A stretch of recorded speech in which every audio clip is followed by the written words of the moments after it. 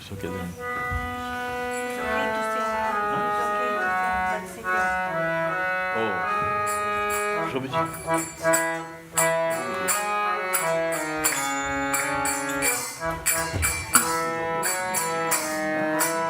Da?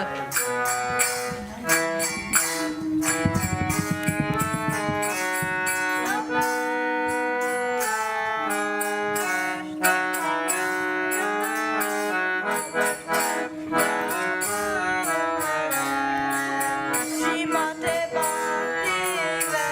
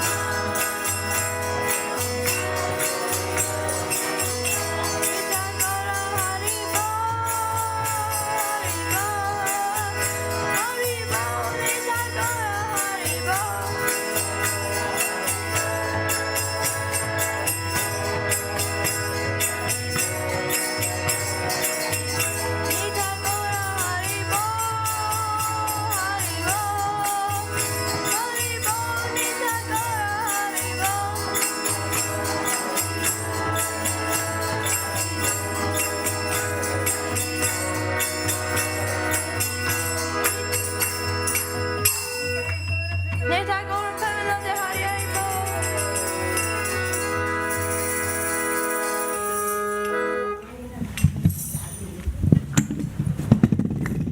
Hare Krishna. Hare Krishna everyone. Thanks for taking part in the Aarti. So we're going to be offering our obeisance to Guru Parampara. So if you got some space, you can bow down. Jai Om Vishnupad Paramhamsa Parivrajaka Acharya Stotra Sata Srimad His Divine Grace A.C. Bhaktivedanta Swami Srila Prabhupada Ki. Jai Om Vishnupad Paramhamsa Parivrajaka Acharya Stotra Sata Srimad His Divine Grace Bhakti Siddhanta Saraswati Goswami Maharaj Prabhupada Ki. Anantakoti Vaishnav Vrinda Ki. Namacharya Haridas Takur Ki. ISKCON founder Acharya Srila Prabhupada Ki.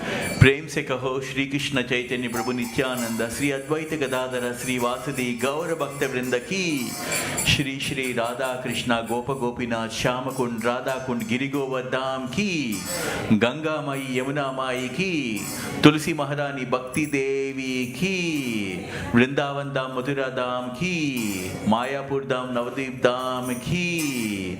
Dwarka Dham Jagannath Puri Dham Ki. Bhaktivedanta Manor Dham Ki. Harinam Sankirtan Ki. Gaura Premanande. All glories to the assembled devotees. All glories to the assembled devotees. All glories to the assembled devotees. All glories to Sri Guru and Sri Gauranga. We humbly request everyone to be seated. We'll be offering our prayers to Narasimha Dev for the protection of all of us and our children. Please be seated for the Narasimha prayer.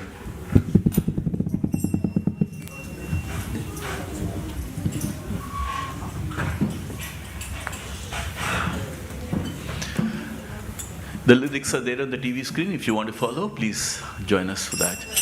Namaste Narasimhaya.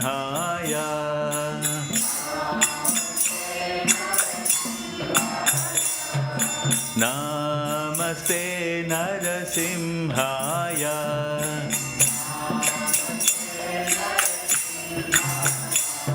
Praladadayini.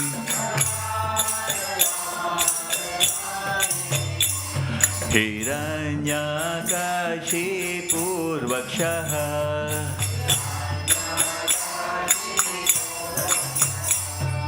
Shilatankanakalaye. Ito Narsimho Parato Narsimho.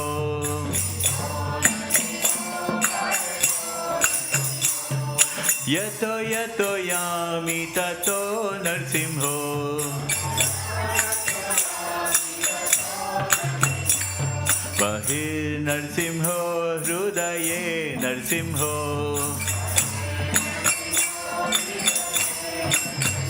Narasimhamadim Sharanam Prapaje.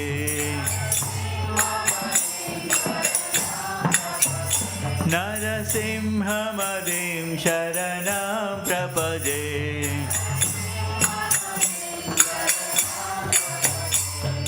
Tava Kara Kamalavare Nakam Abduta Sringa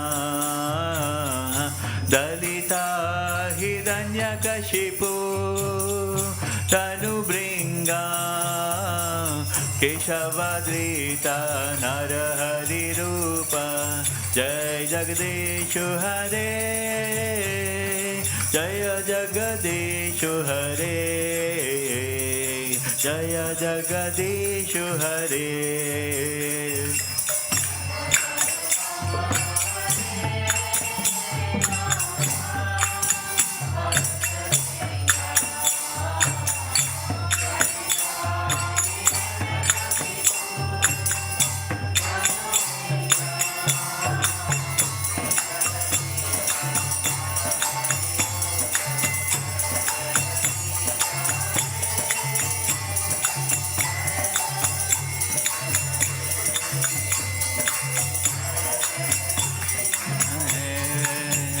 Jaya Narasimha Dev, Jaya Narasimha Dev, Jaya Narasimha Dev, Jaya Narasimha Dev.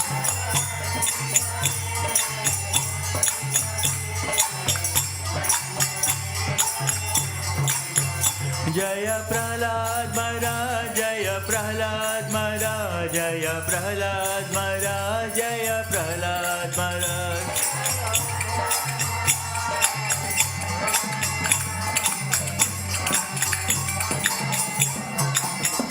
Jaya Gauranita, Gauranita, Jaya Gauranita, Jaya Gauranita.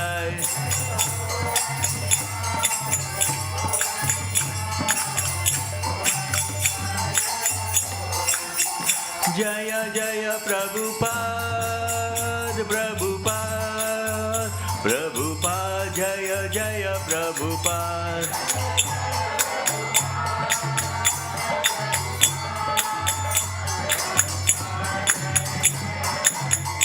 Nitya Gaura Hari Bol, Hari Bol, Hari Bol, Nitya Gaura Hari Bol.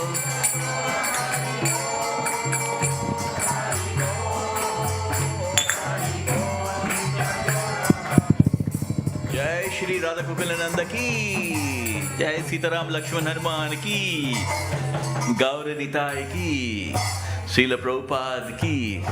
Hare Krishna everyone, it was so nice all of you taking part in this. And as you've seen this, we were just singing this beautiful Narasimha prayer. And Narasimha prayer, this is a prayer which helps us to reflect on that many times we push spirituality for a retirement life, right? Many times we think like, okay, towards the end of a life later, when we have some time, we'll look into spirituality, spend some time with God. But here we can see through this Narasimha beautiful prayer that Bhagavan Sri Krishna came in the incarnation of half lion, half man, incarnation of Narasimha Dev, just for a small boy called Bhakta Prahlad. Why? Because Bhakta Prahlad had so much of faith in Krishna that no matter his own father was trying to kill Bhakta Prahlad. You all know the story, right? And Krishna was so kind and merciful, he tolerated to some extent, but it was going beyond, right? And his own father tried to kill Bhakta Prahlad. And this beautiful Leela shows that God, there is no age limit for bhakti life. If you're sincerely practicing bhakti, even at a young age, you can have that kind of spiritual experiences, where the Lord appeared from a pillar as a half lion, half man incarnation, just for the love of his devotee called Bhakta Prahlad. And similarly, we have seen the story of Dhruva Maharaj as well. When he was denied to be sitting on the throne, his mother told him to go to the Lord and pray to him. And when Dhruva Maharaj prayed like that, the Lord appeared in front of him. So we can see through these stories that even for a small child, the Lord appeared in front of him. So the most important thing is not about how old we are, how young we are, but is how much of bhakti that we have towards Krishna, how much we have longing towards Krishna. And as I was mentioning before the Aarti started, today is the appearance day of one of the Panchatattwas out here. We have Shivas Pandit, who is Narada Muni, who is an incarnation of Narada Muni. And as we all know in the Krishna Katha, Narada Muni plays a very, very important role, and he's always glorifying Krishna. He was always chanting the holy names of Krishna. And it is Narada Muni who has actually even been a guide, spiritual guide for Bhakta Prahlad and for Dhruva Maharaj as well. So we're very fortunate that today is the appearance day of Shivas Pandit, who is actually an incarnation of Narada Muni as well. Many times in our life, we keep thinking like, when somebody is reading Bhagavad Gita, people think like, what's happening? He's going to leave everything in life. People have this misconception that Bhagavad Gita, if somebody is reading Bhagavad Gita, it means he's becoming totally spiritual. That means he's going to leave all this material life and go away. But Lord Krishna is actually, the whole Bhagavad Gita, if you see, it is showing the other way around. Arjuna, the dear friend of Krishna, he was actually becoming so disillusioned. When he was staring on the battlefield of Kurukshetra, he did not want to fight. He wanted to give up his responsibility and go into the forest. But it is Krishna who told Arjuna, you don't need to leave and go away into the forest. When you're reading the Bhagavad Gita, it is giving this message that in whatever work that you're doing, you can continue doing whatever work that you're doing and still practice spirituality. And Krishna's message in Bhagavad Gita is Tasmat Sarveshu Kaleshu Mam Anusmara Yudhyacha Mai Arpito Mano Buddhi Mam Evaisasya Samsaya. Krishna tells Arjuna, you can carry on doing what you're doing, doing, but at the same time, remember me as well. So this is a message from Bhagavad Gita that we should always think of Krishna and at the same time carry on doing what we are doing, whatever work that we are doing. We don't need to leave anything or run away into the forest or just give up everything. But Krishna is saying you don't need to give up anything. You do whatever work that you are doing. In fact, we should always do our prescribed duties. We should never run away from our duties and our dharma. Krishna is telling, whatever work that you've been assigned to you, whatever duties that you are doing, you should never neglect your duties. You should always carry on doing what you're doing. At the same time, always remember that there is Krishna in our life. And who is Krishna? He is the Supreme Lord. And where is he, Krishna? Krishna is sitting in each and every one of our heart. Ishvara Sarva Bhutanam Hridesha Arjuna Tishtati, which means Krishna himself is saying, as the Supreme Lord, I am sitting in each and every one of your heart. So we have our best friend, and he also goes on to say, Suhridam Sarva Bhutanam, which means the Supreme Lord is saying, I am your best well-wisher, I am your best friend. Imagine we go out all over in the world, keeps looking out for friends. On Facebook and everywhere we are looking out, can we meet our school friends or college friends? We are all searching for friends. But Krishna, the Supreme Lord, is telling, as a best well-wisher, as a best friend, I am sitting in your own heart. So this human life is meant for a higher purpose, to make friends with that Supreme Lord who's sitting in every one of our heart. And how can we make friends with Krishna? Krishna says, as we keep chanting the holy name, as we keep chanting the Hare Krishna Maha Mantra, this is the best way to reconnect once again with the Lord. We have forgotten completely Krishna in our life. We have completely forgotten. So Krishna is so kind that he again comes 500 years ago in the form of a devotee called Chaitanya Mahaprabhu to tell us, to give us this message that I'm your best friend sitting in your heart, and the best way to reconnect with me is by chanting the Hare Krishna Maha Mantra. And this is the reason why our Srila Prabhupada, he went all the age of 69, went all the way to the US and started this Hare Krishna movement with no money, nothing. He just simply started this movement by just chanting the Hare Krishna Maha Mantra. This is the best inspiring story to tell us that by just chanting the Hare Krishna Maha Mantra, we can attain Krishna Prema. Not only that, Krishna has reciprocated. Once one journalist asked Srila Prabhupada, can you show us some miracle? Can you show us some miracle? Srila Prabhupada said, this is the miracle. All the people who are hippies and drug addicts and intoxicants and all of them, they become into happies.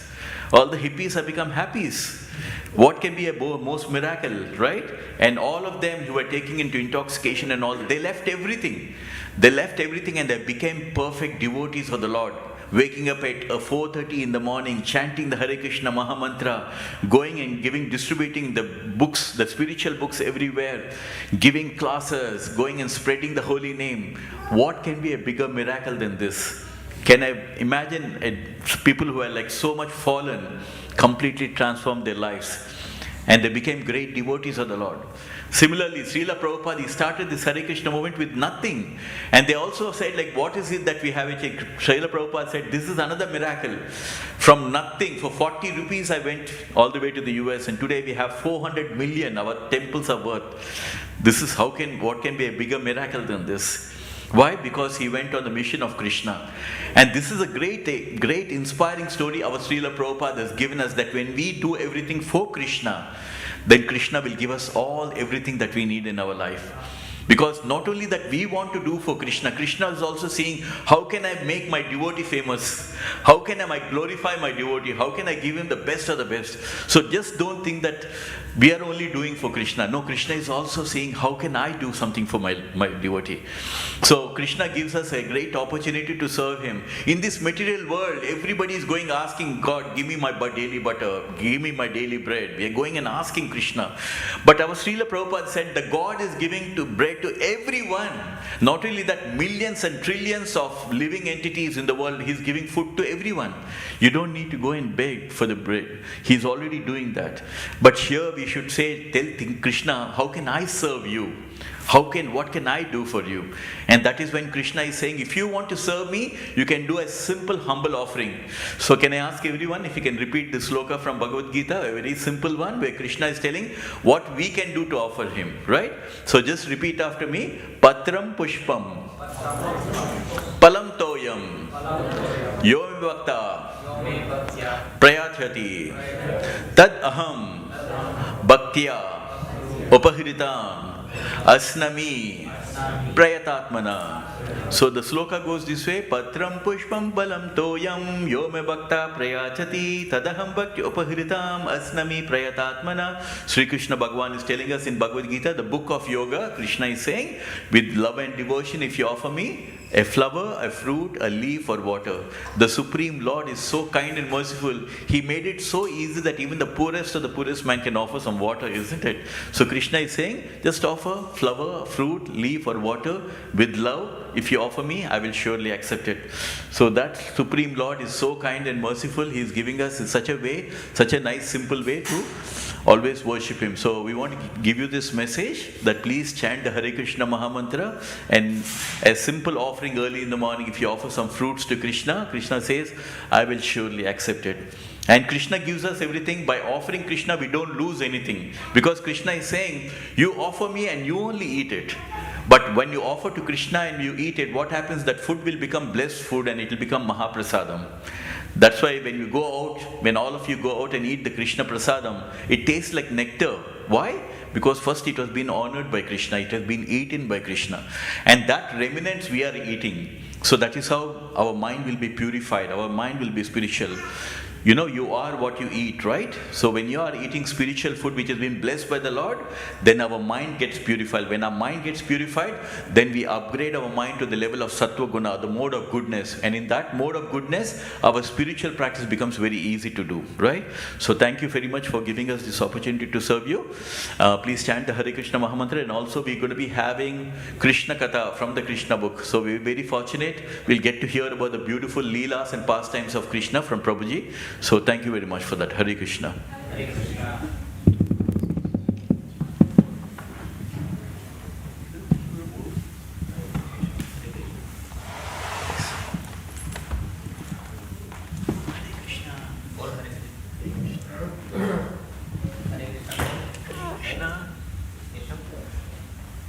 Krishna.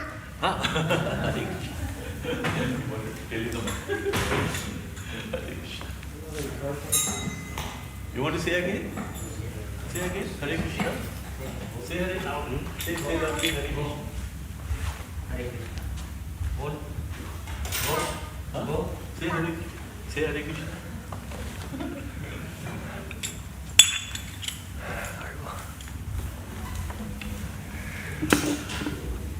Okay.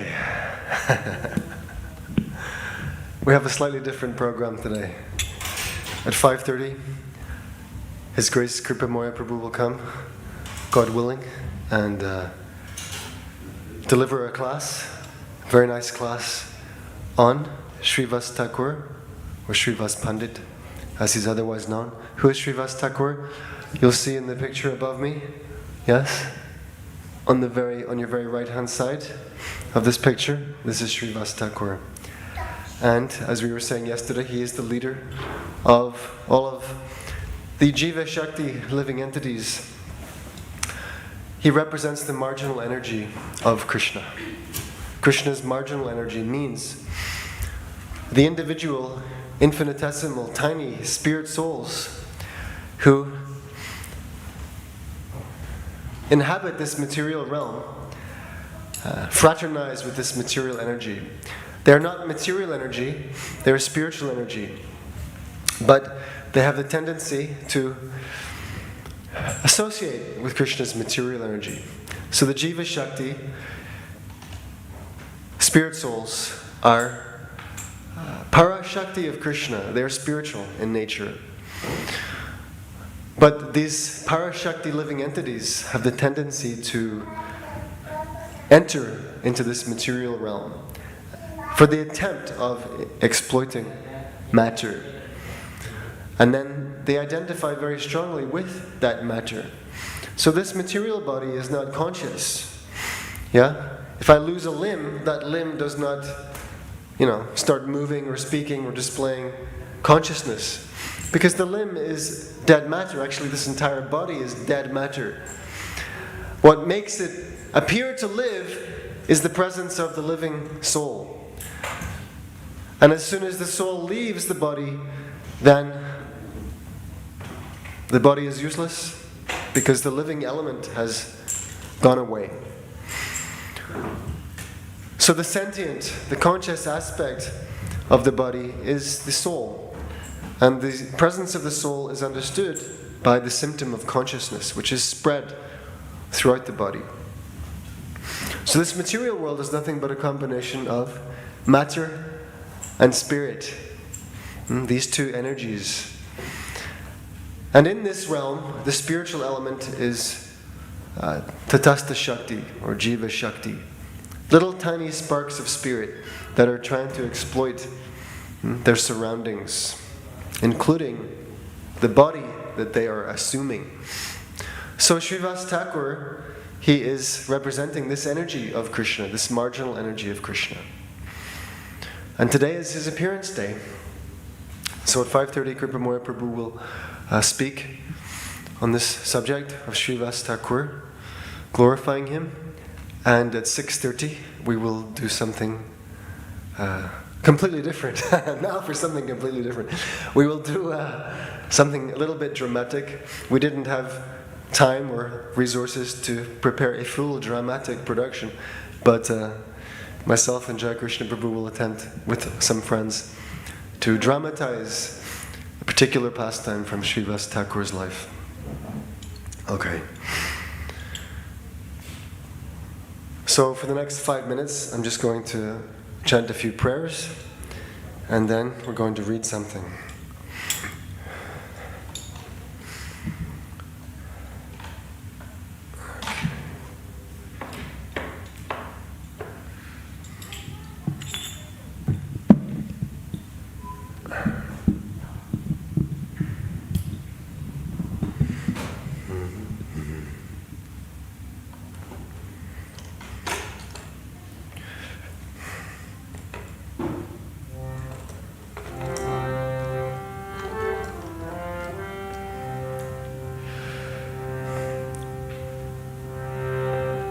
Vande Guru Nisha Bhaktan Ishamisha Vitarakan Tat Prakasham Shatat Shakti Krishna Chaitanya Samshnakam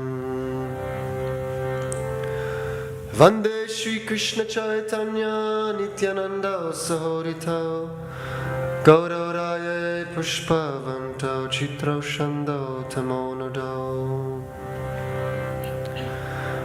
Yadadvaitam Brahmopanishadi Tarapyasya Tanubha Ya Atmantaryami Purushiti Sosyam Shavibhava Sharaishvaryai Purnoya Iha Bhagavan Sasvayamayam Nachaitanyat Krishna Jagati Paratatvam Paramiha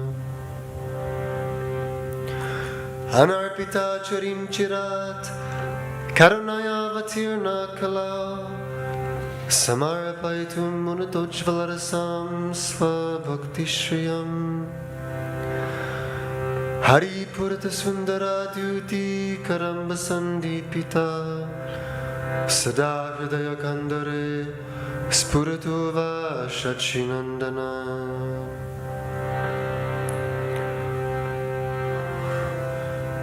Radha Krishna Pranaya Vikritir Hladini Shakti Rasmad Ekatmana Vapi Bhuvipura Deya Bedam Gatau Tau Chaitanya Kyam Prakatamaduna Tadvayam Chaikyam Aptam Radha Bhava Duti Suvalitam Nami Krishna Svarupam Shri Radhaya Pranaya Mahima Kiddisho Vanayaiva Svadyo Yenadbhuta Madhurima Kiddisho Maria Saukyam Chasya Maranobhavata Kiddisham Veti Lobhat Tadbhavatya Samajani Shachi Garbha Sindho Harindu Sankarshana Karana Toyashai Garbhodashai Chapayotishai Shaschayasyam Shakalas Nityananda Kirama Sharanam Mamastu Mayati Vyapi Vaikuntaloke Purnashvarye Shri Chaturvyuhamadhye Rupam Yasyodbhati Sankarshanakyam Tam Shri Nityanandaramam Prapadye Maya Bharta Sangashayanga Shete Sakshatkaranam Bodhi Madhye Yasyakamsha Shri Pumanari Devas Tam Shri Nityanandaramam Prapadye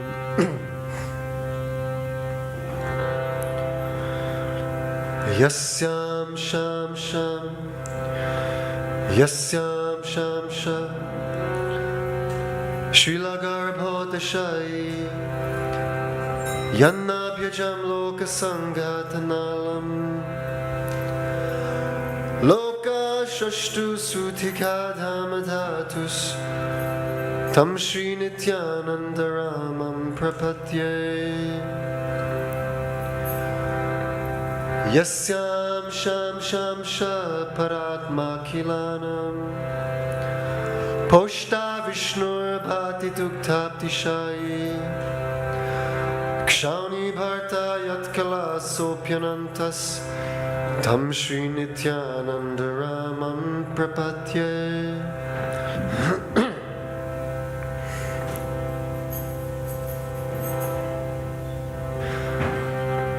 Mahavishnu Jagatkarta Mayaya Sarjatyara Tasyavatara Evayam Advaitacharya Ishvara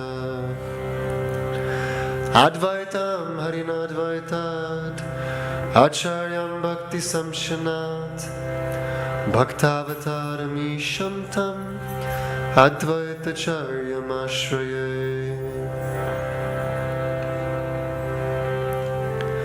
Panchatattvatmakam Krishnam Bhaktarupa Svarupakam Bhaktavataram Bhaktakyam Namami Bhakta Shaktikam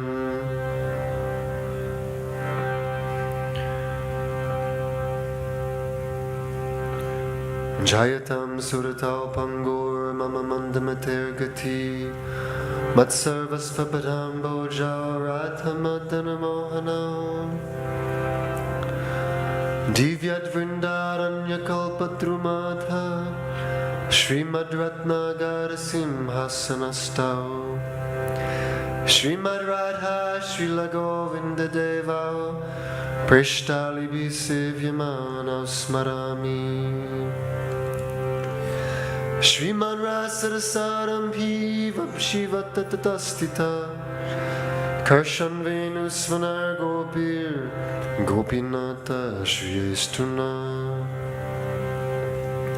Jaya Jaya Sri Chaitanya Jaya Nityananda Jaya Advaita Chandra Jaya Gora Bhakta Vrinda Etina Takur Goriyake Kariyachena Atmasat Etine Racharana Vandong Tine Moranata Grantera Arambhe Kari Mangalacharana Guru Vaishnav Bhagavan Tinera Smarana Tinera Smarana Hoya Vigna Vinashana Anayase Hoya Nijavanchita Purana Jaya Shri Krishna Chaitanya Prabhu Nityananda Shri Advaita Gadadhara Shri Vasari Gaura Bhakta Vrinda Jai Shri Krishna Chaitanya Prabhu Nityananda Shri Advaita Gadadhara Shri Vasari Gaura Bhakta Vrinda Hare Krishna Krishna Krishna Hare Hare Hare Rama Rama Rama Hare Hare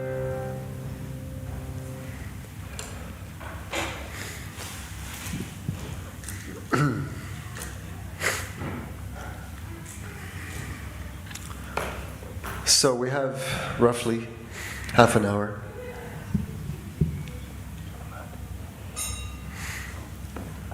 We'll read a little bit from Krishna book, and then we'll read a little bit from Sri Chaitanya Charitamrita as well.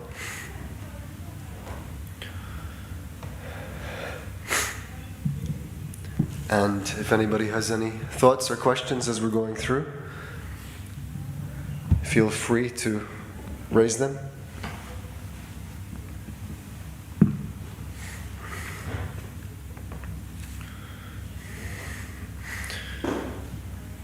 So chapter 30, Krishna's hiding from the gopis. Right, we heard yesterday how the gopis were able to enjoy their rasa dance, their association with Lord Krishna on the banks of the Yamuna, on the full moon night of the Sharad season, and how initially Krishna had told them to go home, and then the gopis, they expressed their pain at being asked to go home. So ultimately, Krishna fulfilled their desire to enjoy with him, or rather to give him enjoyment. This was their purpose. They wanted to please Krishna. But as soon as the Lord detected that the gopis were a little bit proud of their intimate association with Krishna, then, at that time, he vanished. He disappeared. And then the gopis began to search him out in the forests. And practically they were mad in separation from Krishna. And they were asking the trees, the deer, everywhere they were trying to find Krishna.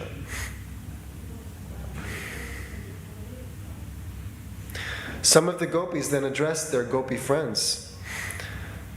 Dear friends, why don't you question these creepers who are so jubilantly embracing the big trees, as if the trees were their husbands? It appears that the flowers of the creepers must have been touched by the nails of Krishna. Otherwise, how could they feel so jubilant?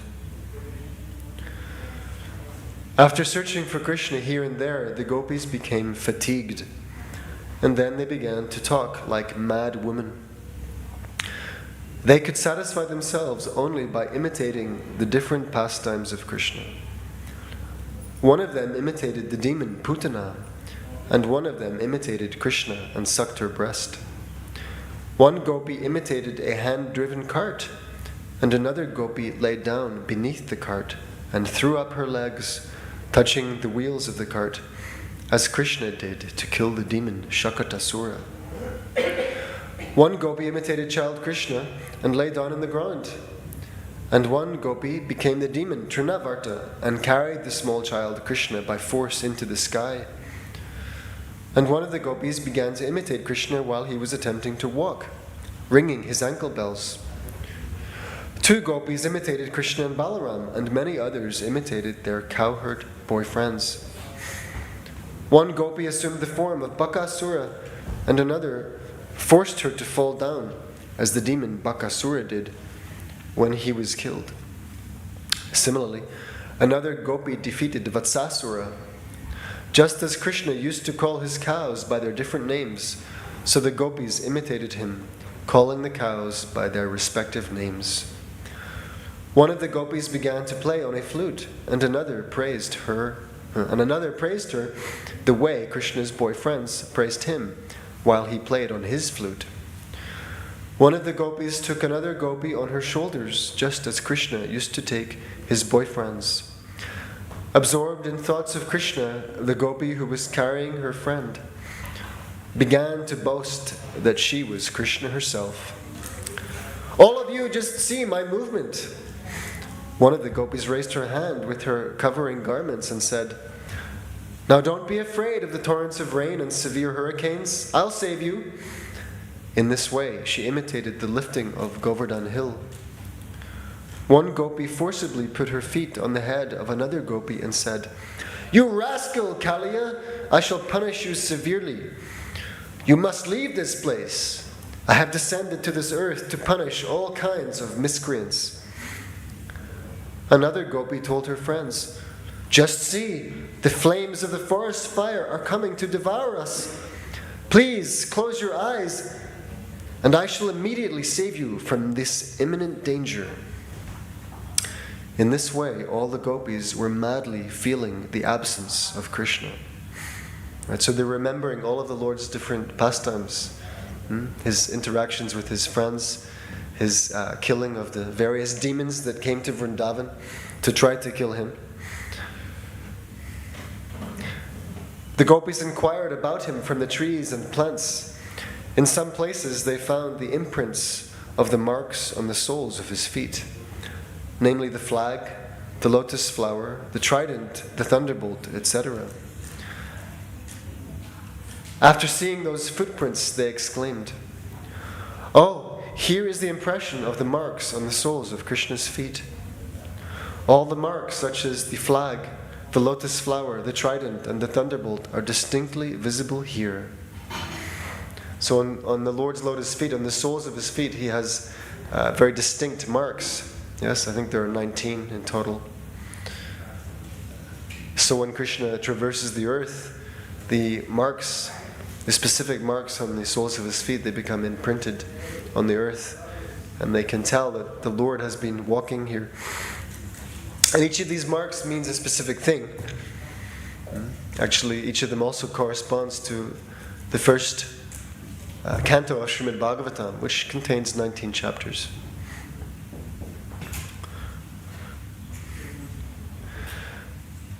They began to follow the footprints, and shortly they saw another set of footprints beside them. And immediately they became very sorry. "Dear friends, just see, whose are these other footprints?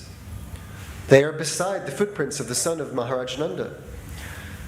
It is certainly Krishna passing through, resting his hand on some other gopi, exactly as an elephant goes side by side with his beloved mate.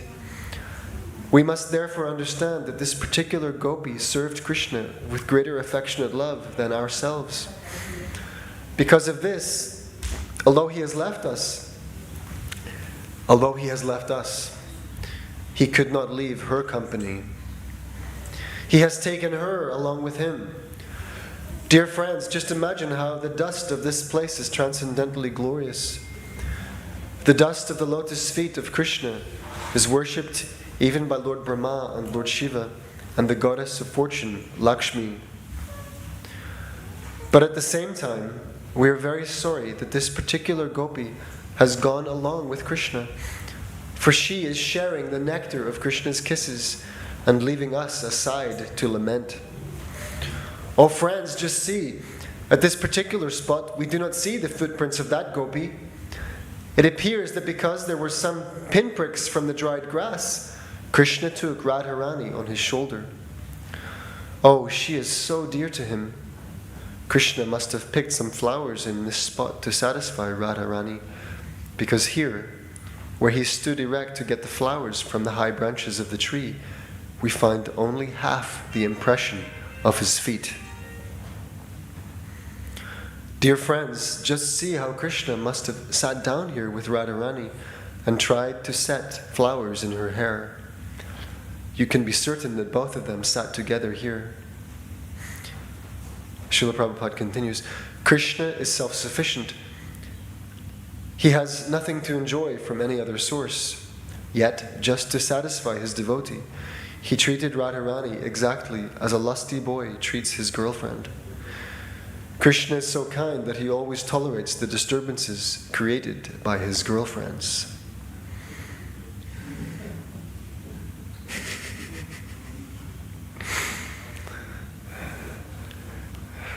Who tolerates the disturbances created by their girlfriend in this world? In this way, all the gopis pointed out the faults of the particular gopi who had been taken alone by Krishna. They said that this chief gopi, Radharani, must be very proud of her position, thinking herself the greatest of the gopis. They said, "Yet how could Krishna take her away alone, leaving all of us aside, unless she is extraordinarily qualified and beautiful? She must have taken Krishna into the deep forest and told him, 'My dear Krishna, I am now very tired. I cannot go any further. Please carry me wherever you like.'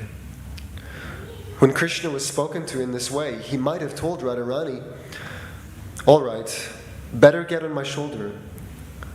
But immediately Krishna must have disappeared, and now Radharani must be lamenting for him. 'My dear lover, my dearest, you are so fine and so powerful. Where have you gone?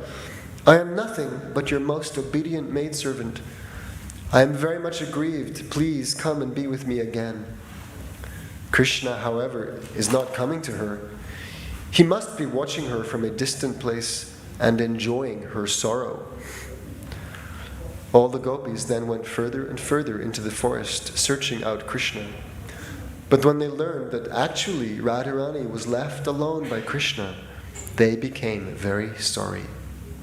This is the test of Krishna consciousness.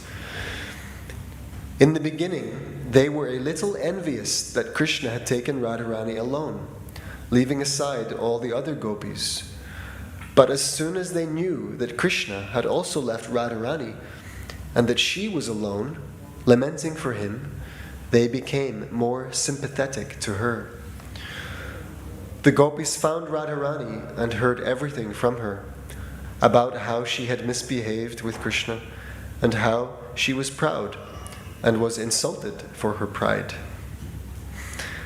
After hearing all this, they became actually very sympathetic. Then all the gopis, including Radharani, proceeded further into the forest until they could no longer see the moonlight. When they saw that it was getting gradually darker, they stopped.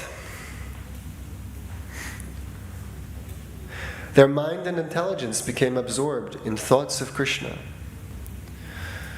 They all imitated the activities of Krishna and his speeches. Due to their heart and soul being completely given to Krishna, they began to chant his glories, completely forgetting their family interests.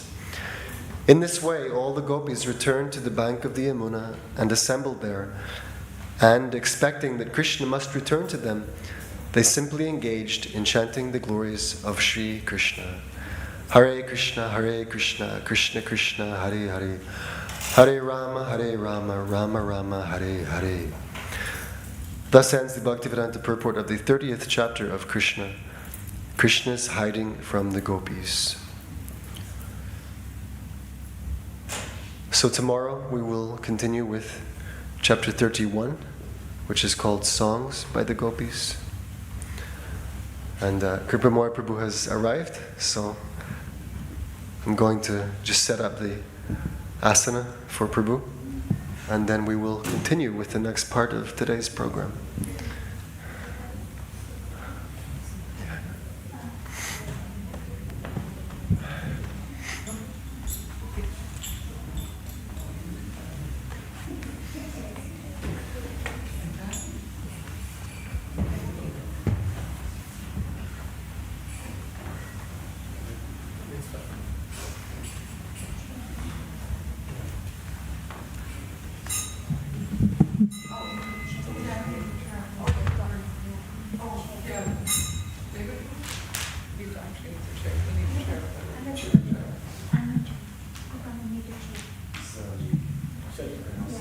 Shall I keep it?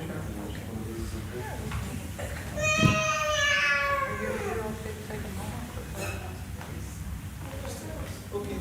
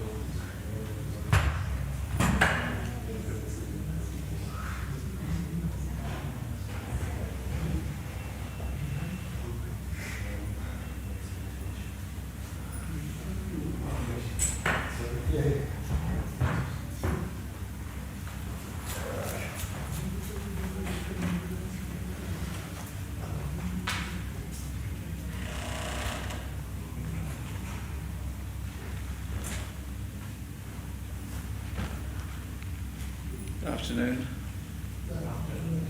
Good to see you. You're either very, very late for the morning program, very early for the evening session, or just right for the afternoon.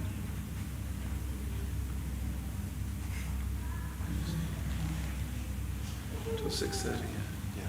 Good late.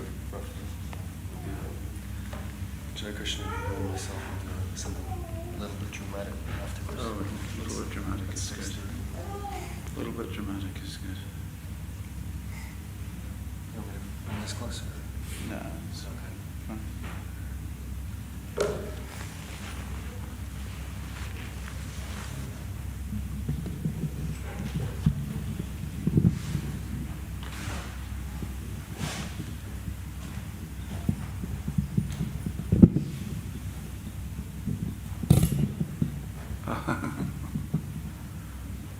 And that was 3. Hare Krishna. Thank you very much. Hare Krishna. Beautiful garland. Very nice. Actually, I think I'll have. You take this cushion. Yeah. Take that cushion. And I will bring this closer.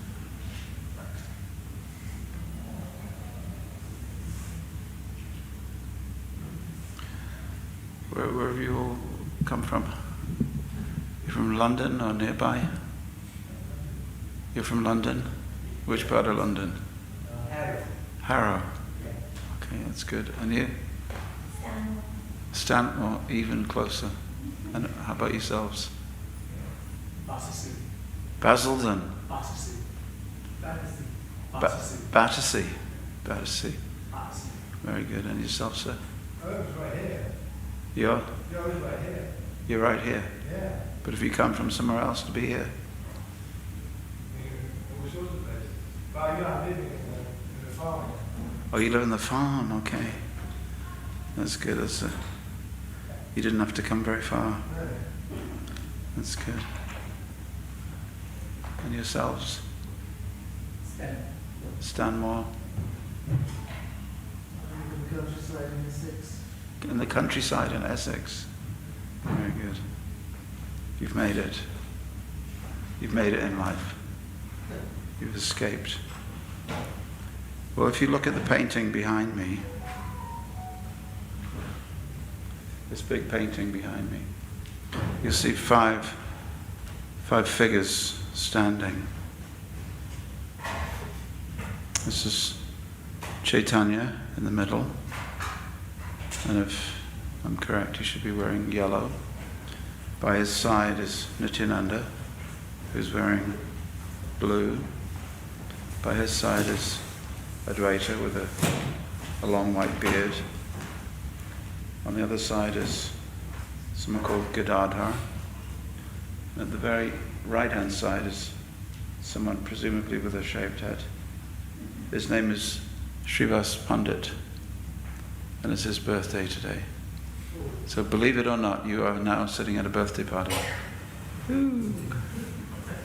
So we will have a dramatic rendition of his life in a little while. But before that, I want to say something about him. Let me just set up for recording here. I'm glad you've come, because if you didn't come, I'd be speaking to the 4 walls.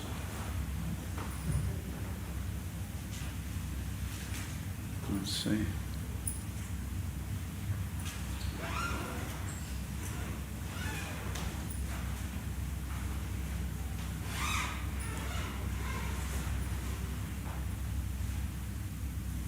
So today's class is about Shrivasa. The name Shrivasa means, Shri means Lakshmi, the goddess of fortune, and Vasa means the residence. I asked you all where you were from, and you gave me the name of the place that you lived. Shrivasa means the place, the living place of Lakshmi, the goddess of fortune. Lakshmi is very important, so that we get the word luck from Lakshmi. Lakshmi is the goddess of fortune, so when your fortunes increase, you can be said to be blessed by Lakshmi, the goddess of fortune. So Shrivas was one of the associates of Chaitanya, who's standing in the middle there. But he was born a long time before him. He came from what is now called Bangladesh, in a place called Sylhet. Anybody been to Bangladesh? Been to Bangladesh? Very good. Yeah, very flat area. Just the other side of India. You can still go there today. This was the birthplace of many of the important people in the history of the beginnings of the Hare Krishna movement. I want to give you a bit of Bengali here. It goes like this. Panchatattvatukam Krishnam Bhaktirupa Sarupakam Bhaktavataram Bhaktakyam Namami Bhakta Shaktikam. This is the ancient language of Bengal, although mispronounced probably by me. Near enough, was it okay? Tumi Bangala Jani? Jani? I tried my best. When the Englishmen speak Bengali, you know that something's happening. It says, let me offer my respects to Lord Krishna, who has manifested himself in 5 as a devotee, an expansion of a devotee, an incarnation of a devotee, a pure devotee, and devotional energy. Well, that's a long explanation, isn't it? So, in our theology of Gaudiya Vaishnavism, Shivas Takur, who's on the right here, he represents all the devotees of God. What is a devotee of God? A devotee of God is someone who feels the call in the ancient language of the flute of Sri Krishna. When Sri Krishna plays his flute, as you see here, the living entity, the living soul, becomes very much attracted and moves towards Krishna. So this is represented by Shivas Takur. He came to live in a place known as Navadvip, in a place which is 200 yards up the road from the place where Chaitanya Mahaprabhu was born. David, you were living there for quite some time, weren't you? How many years? 10 years you lived in this place. And he had a very big house. He had a big compound, because he lived there with his brother, 3 brothers actually, Sri Ram Pandit, Sri Pati Pandit, and Sri Nidhi Pandit, and their wives and children. So it's a big house. 3 brothers, their wives, their children. It's a big house surrounded by a big courtyard. And the courtyard was surrounded by a big, high boundary wall. So he was an important man. He was a Brahmin and taught religious instruction. And this was very important for the people of the day, because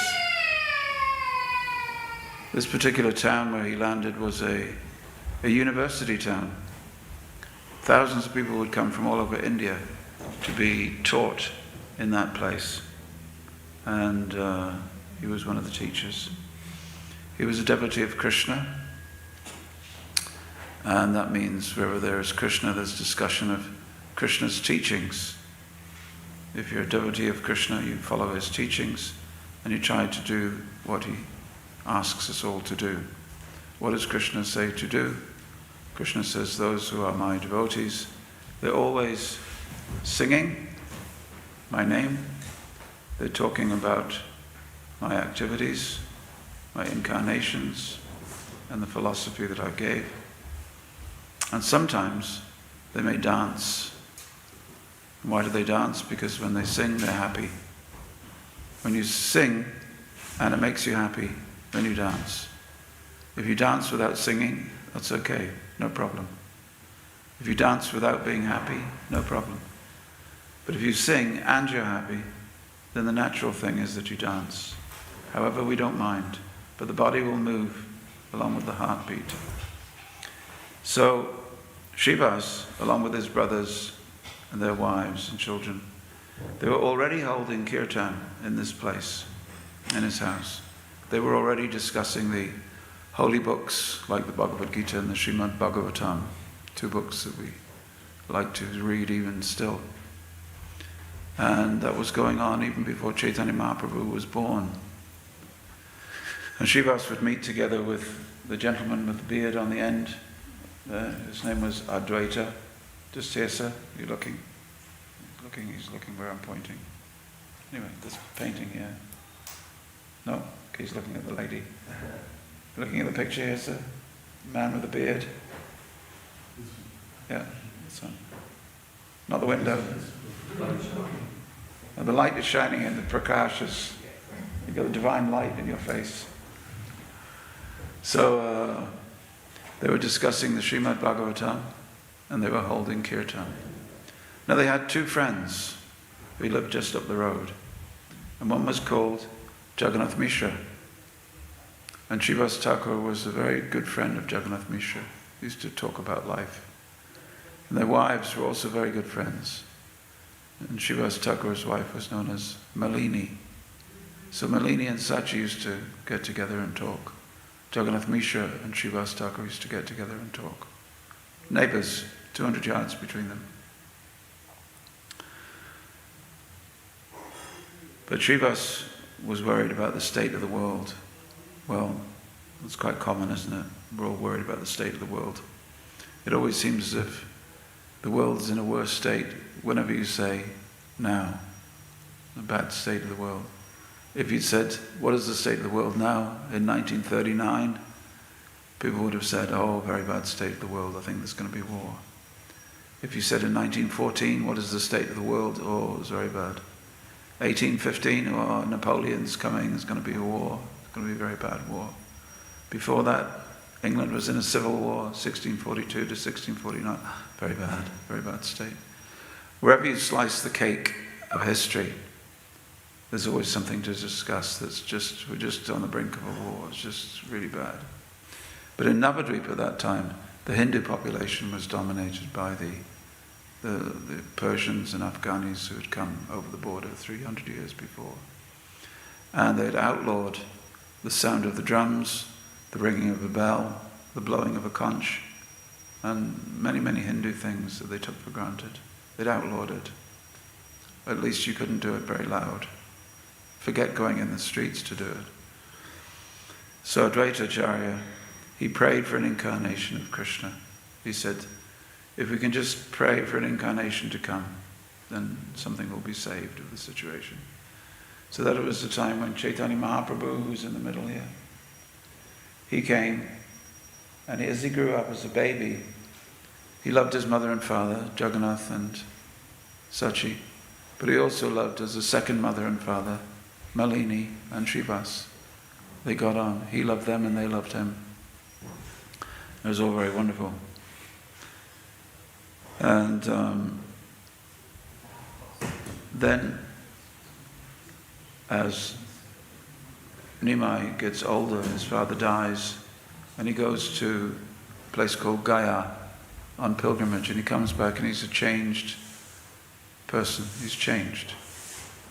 He's no longer he was a very proud pundit, a teacher, school teacher. When he came back from Gaya, he changed. His interest previously was in debate, argument, logic, grammar, teaching. And now he's just all absorbed in love of God. He's found something within himself. He received a mantra from his guru and now everything has changed. And so he then became interested in Shivas Takur and Advaita Acharya's kirtan in their home. And previous to that, he'd mocked them. He'd walked past them and he'd laughed at them. He said, why are you spending all your time Hare Krishna, Krishna Krishna, Hare Hare, Hare Rama, Rama Rama, Hare Hare. He said, why don't you do like me, teach students, and why are you wasting your time? Unbelievable, isn't it? This is the person who was the incarnation of God, who had come to spread the teachings of Krishna. And he made fun of them. So then he comes back from pilgrimage and he's completely changed. So then the kirtans really took off. 19, 20 years of age, 21, 22, the kirtans went on every night. And the place that they went on was the place where they'd started, even before Chaitanya was born, in Shivas Takur's house. So if we're looking for a historical origin of the Sankirtan movement, it's Shivas Takur's house. This was called Shivas Angan, or Shivas's courtyard. So the courtyard was very big and many people came, but the kirtan was very loud and it was very ecstatic. People were not only singing, they were dancing. They were not only dancing, they were roaring, Hari Bol, Hari Bol, Hari Bol, holding their right hand up, holding their left hand up, Hari Bol, looking up to the sky, crying tears of devotion. They were dancing in circles and dancing in concertinas and dancing around the boundary wall. And this was a big space, it was big gardens. Every night. But these kirtans were secret. You couldn't get in. Don't expect that you would have got a ticket to go to Shivas Thakur's nightly kirtan. It was a party, but you're not invited. What do you have to do to get invited? You have to be wearing Gucci. Do you have to be wearing Prada? You have to be top echelon of the fashionista community? No. You have to be the top level of the bhakti community. You have to love God. If you didn't love God, you couldn't get in. And they would test people. One night, someone said, I've heard that these are ecstatic kirtans. I want to see this for myself. I've heard that these people roar with laughter. Sometimes they roll on the ground in ecstasy. They cry ecstatic tears. Sometimes they're dancing like madmen. They're running around in circles around the courtyard. I've got to go and see this for myself. So one man, he hid. He snuck in. The Americans would say snuck. However you say it. He got inside and he hid behind some furniture and he waited till the night came. And the kirtan began. And the drums began.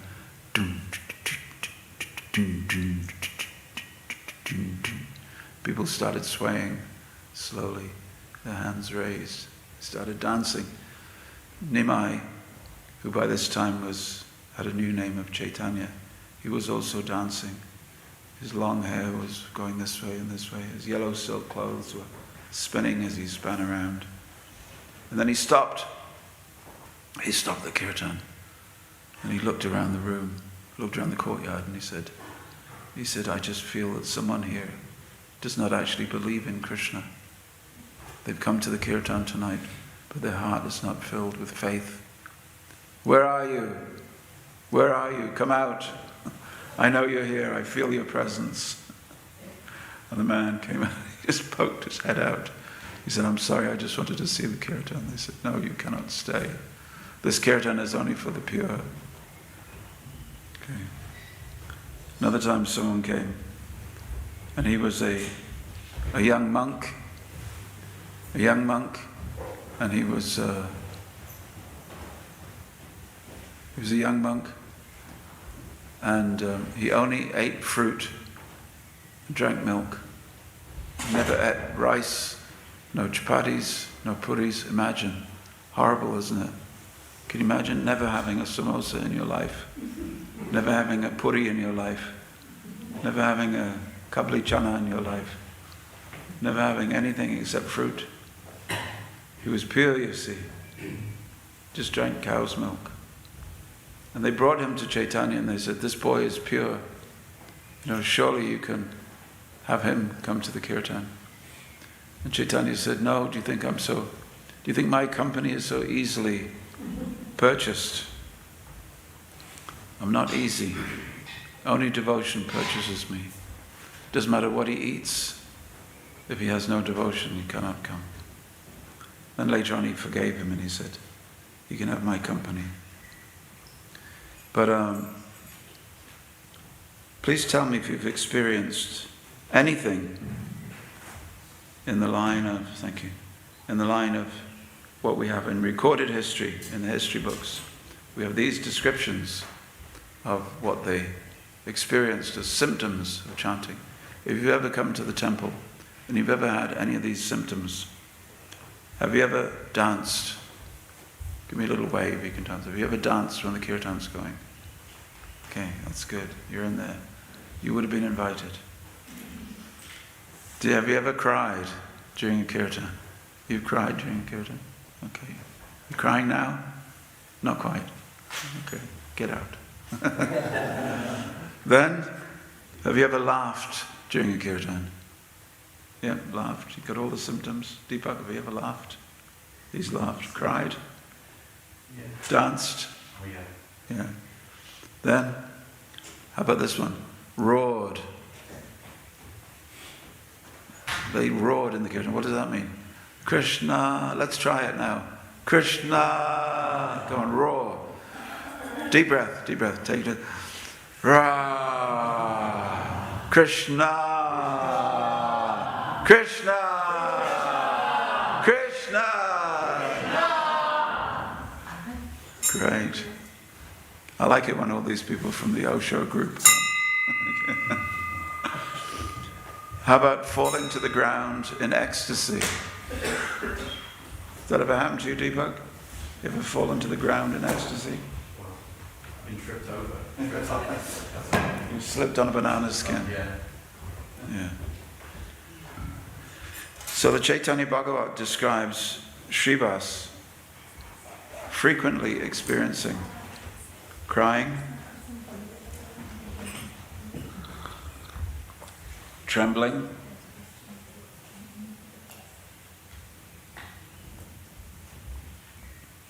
dancing, and shouting the names of Krishna. These are described as symptoms of bhakti, ecstasy. So in Shivas's house, Lord Chaitanya danced every night, sang every night, and people would want, it was the hot spot for kirtan, they'd want to go on that kirtan. Sometimes we have that today, don't we? Somebody is leading kirtan. Oh, 6 o'clock, at 6 o'clock the kirtan's being led by such and such, I've got to be there. And you see people running for the temple. Person just before that, oh no, I don't like him. I want to go at 6 o'clock. So they laughed, they cried, they roared, and they fell to the ground in ecstasy. And why not? Imagine, in that kirtan was Chaitanya Mahaprabhu himself, Nityananda, Advaita, Gadadhar, Haridas Takur, the Namacharya, they were all there. So Srivas Thakur's house became the first temple of the Hare Krishna movement. Sometimes if I ask people, what was the first temple in the Hare Krishna movement? They go, well, New York, Boston, London, Montreal. No, it was Srivas Thakur's house. This was the first place that Chaitanya Mahaprabhu danced and sang, and where the Sankirtan movement exploded from that point. And you can still go there today. It's still there. Anybody been there? You can still go there, and you can still sing and dance and chant, and roar and roll. That's a new thing, roaring and rolling. Crying and laughing. I've, for many years now, I've been going to people's homes. I'm not much of a temple man, I'm a sort of a sofa man. Sofa so good. I've been to many, many people's homes all across the country. And we try to invite them to begin kirtan in their homes. And I was just with some friends in Nashville, Tennessee, in America. And I said, why don't you have kirtan in your home? So they just sent me a film, a little video of them having kirtan a couple of days ago in the front room of their home. 32 people came to their home. And yes, some of them had driven for 2.5 hours to get to that spot to do kirtan. It's a rare commodity. We're really spoiled here in London. We have 2 temples in London, and they are 20 miles apart. So you can get kirtan in 2 places. But then in homes, We have 100 homes where kirtan goes on regularly. So many homes in which you'll hear kirtan. So I've been trying in my life to spread this a little bit, and around the country we have many, many dozens and dozens of people who hold kirtan in their home. Once I was, as if to show me this and how it's possible to spread a good idea. One time I was traveling somewhere in the countryside in Norfolk and somewhere near Ely, and I just pulled into a little village. And in those days, of course, we used to sell, well, we still do, we used to sell books, Bhagavad Gitas in the street. We used to walk up to people and say, would you like this really thick book that you didn't plan on buying today? It's about God. Would you like to buy a copy? No? Okay. Well, let me tell you a story. When we tell them a story, then they put the book in their hand, they look at it, and eventually they like to take it. So we spent some weeks distributing books around the country. And in those days, and you tell this to the kids these days and they don't believe you, in those days you couldn't have a phone call by reaching into your pocket. You had to go to something, now I know you won't believe me, something called a telephone box. You had to go to the telephone box and there would be a telephone put there by the government. Do you believe me? It's true, I'm telling the truth. So you had to go and you'd pick up the phone, and so we would say, it's me, I've distributed so many books today. And just as I was making that call, I looked over and there was a church hall, and I thought there must be some ringing in my ears. I closed the telephone box. That's what you do. You put the phone down, you close the telephone box, and you walk to wherever you were parked. So as I just closed the telephone box door, I looked over the street, and there was a church hall, and there was the lights on in the church. I thought, I wonder what they're doing there. And I swore I heard this sound. And I thought, that sounds like kirtan, but it can't be. It can't be kirtan, because this is just a small village in Norfolk. So I walked over the road, and there was 8 people sitting in a circle having kirtan. Not Indians, not Bengalis, English people. I said, I walked in, and they were shocked to see me, and I walked in, and I was shocked to see them. And we both stood watching each other like this, mouth open. I said, where are you from? They said, where are you from? How did you know we were here? I said, I didn't. I think it's Krishna. I think it's him upstairs. It's arranged our meeting. And they had been meeting for 2 or 3 weeks, coming together for kirtan, you see, which I thought was a wonderful thing. So in my life, I've tried to promote kirtan not just in temples, but in people's homes. But the very first home that it happened in was in Shivas Takur's home. So kirtan is meant for the home. Yes, it's meant for the street, Oxford Street, Chinatown, Leicester Square. It's meant for these places, but it's also meant for the home. Whose home?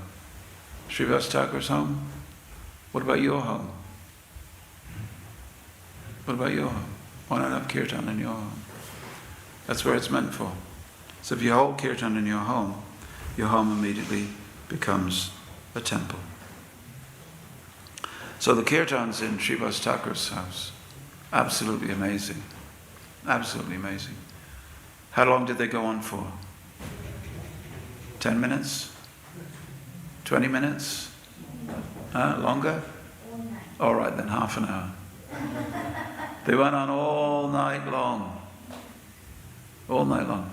The kirtan lasted 21 hours. 21 hours. It was a real rave. All night long. 4 o'clock in the morning, they're all staggered out saying, wow man, that was great. But people didn't like it.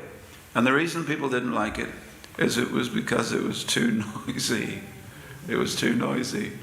People would come and say, Stop it. Stop it. Why are you singing God's name at this time of night? Don't you know? God goes to sleep. Every temple is closed. Takurji has gone to sleep at 9 o'clock. I mean, if you had a rip-roaring kirtan here in this temple room, I'm sure they'd tell you the same thing.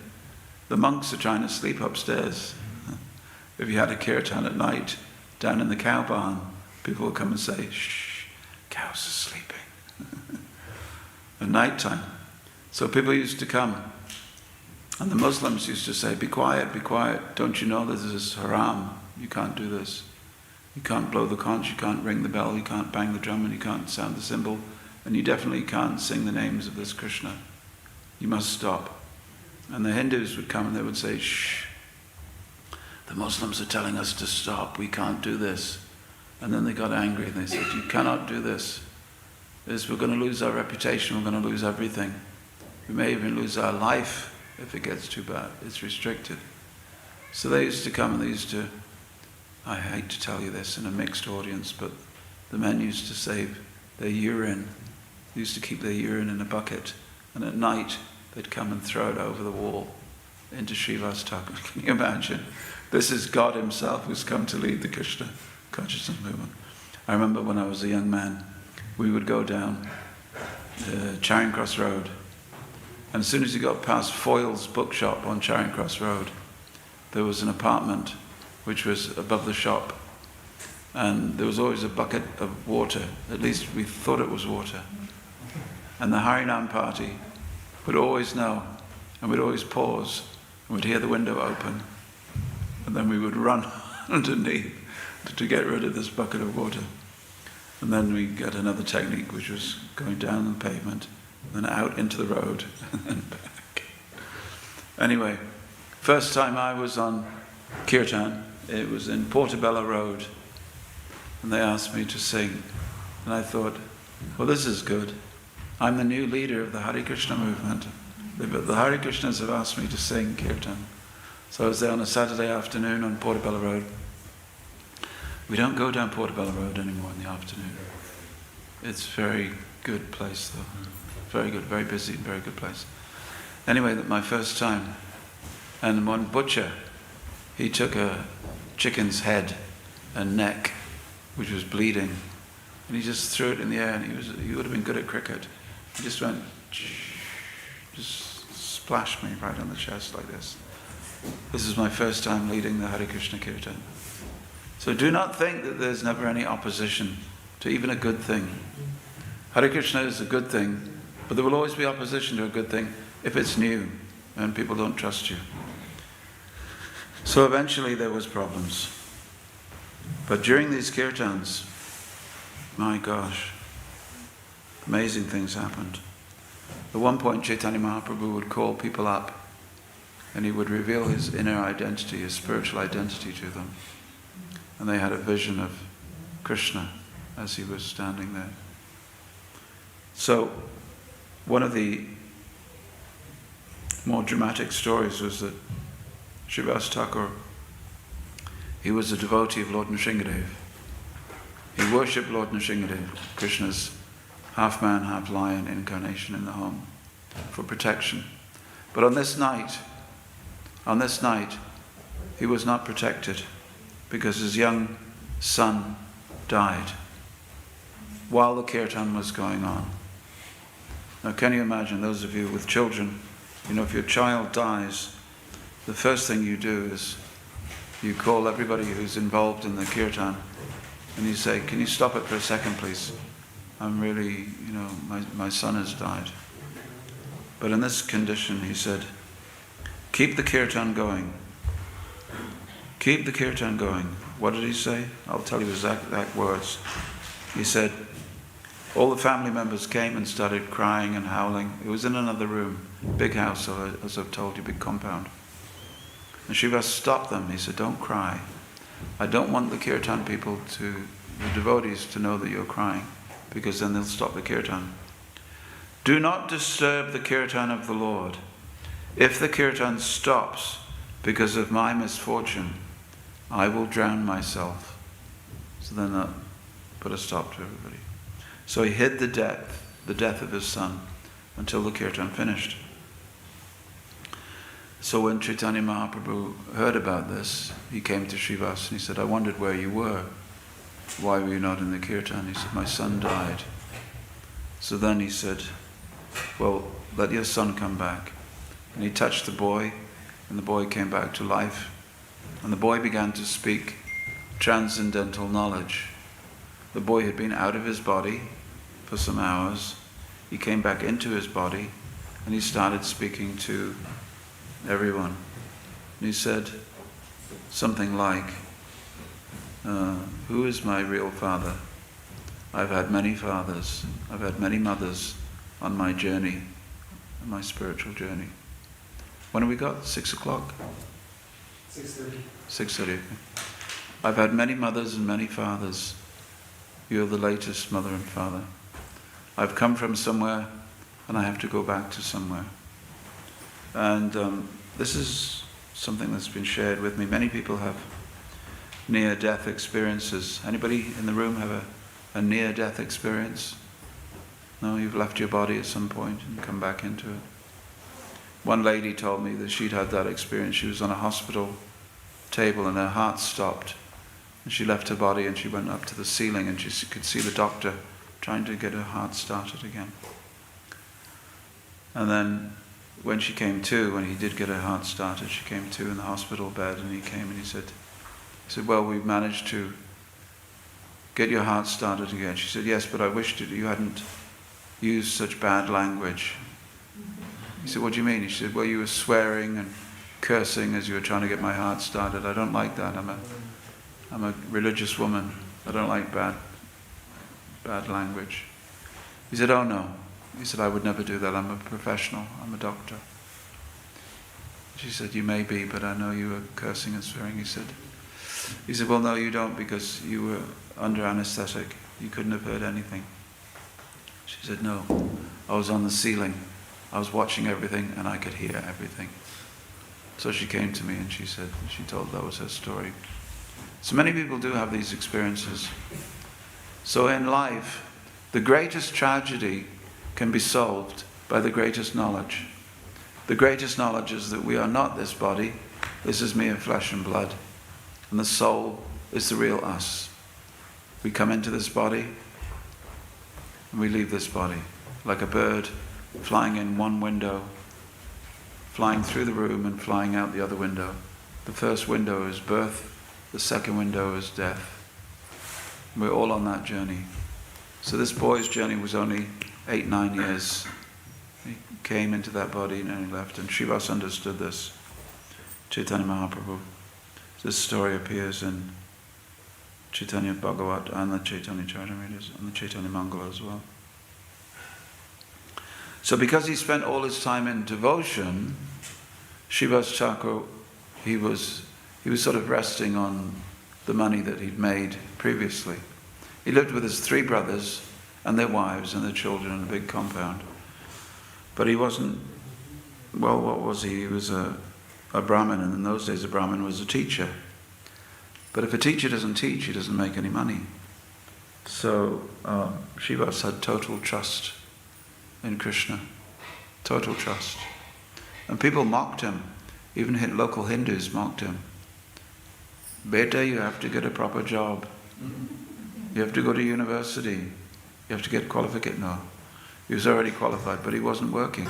They said, you're doing religion too much.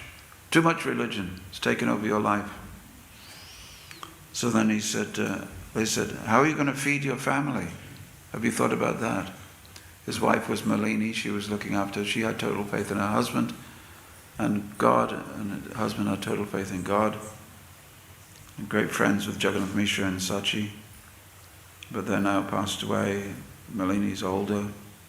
You've got to understand that Shivas Thakur was born a good time, at least 25 years before Chaitanya Mahaprabhu. So that means that, baby Nimai grew up seeing Shivas Thakur and Malini as a second mother and father. But by this time, Nimai is 20, 22, 21, 22. And he's looking at Shivas Thakur, who must have been 50, something like that. So they're mocking him. They're saying, how are you going to make it? How are you going to feed your family? And Chaitanya also asked him the same question. He said, Shivas, Prabhu, how will you feed your family? You've dedicated so much time to this kirtan movement. And he was trying to spread it also. How are you going to feed your family? He said, if I cannot maintain my family, I will simply fast. We just won't eat. And Chaitanya Mahaprabhu asked him, how long will you fast? And Shivas Takur said, meaning after 3 days he would die. Rather than go begging, he would die. He wanted to be in kirtan when he died. So hearing this, Chaitanya Mahaprabhu declared, anyone who depends fully on me will never lack food. Even if Lakshmi must beg for him, your home will never suffer. You see? Anyone who fully depends on Krishna, even if Lakshmi ji herself has to go begging for you, then you will always have food. I think that's a wonderful promise.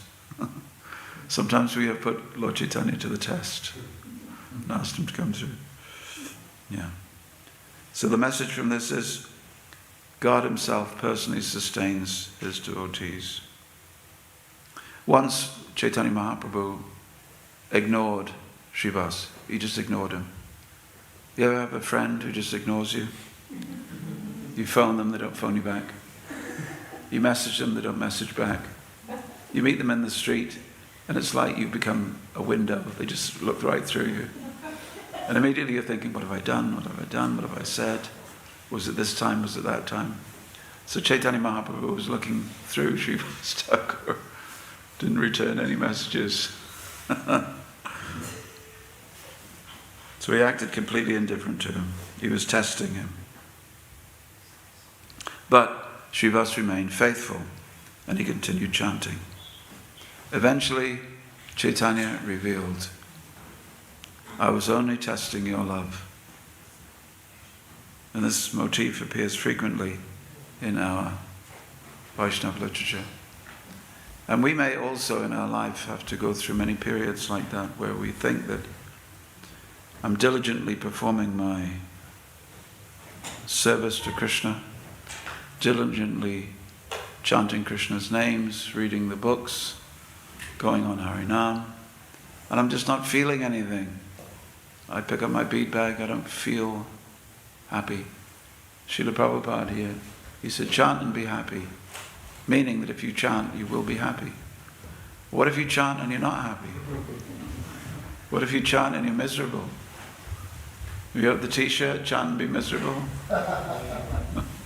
I saw one devotee with a t-shirt that said, chant and be happy. And underneath it said, or at least chant. What if you chant and you're not happy? And you read the Bhagavad Gita and you're not happy? You take prasadam and you're not happy? You stand in front of Krishna and you're not happy? You ever experienced that, David?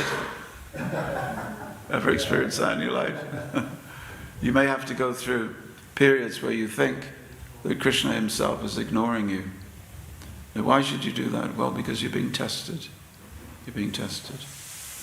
Tested means you have to prove yourself to God, even if it doesn't make you happy. Because being happy is not an absolute test of the benefit of bhakti. The benefit of loving God is a reward in itself. You may think, well, if I do this, I'll become happy.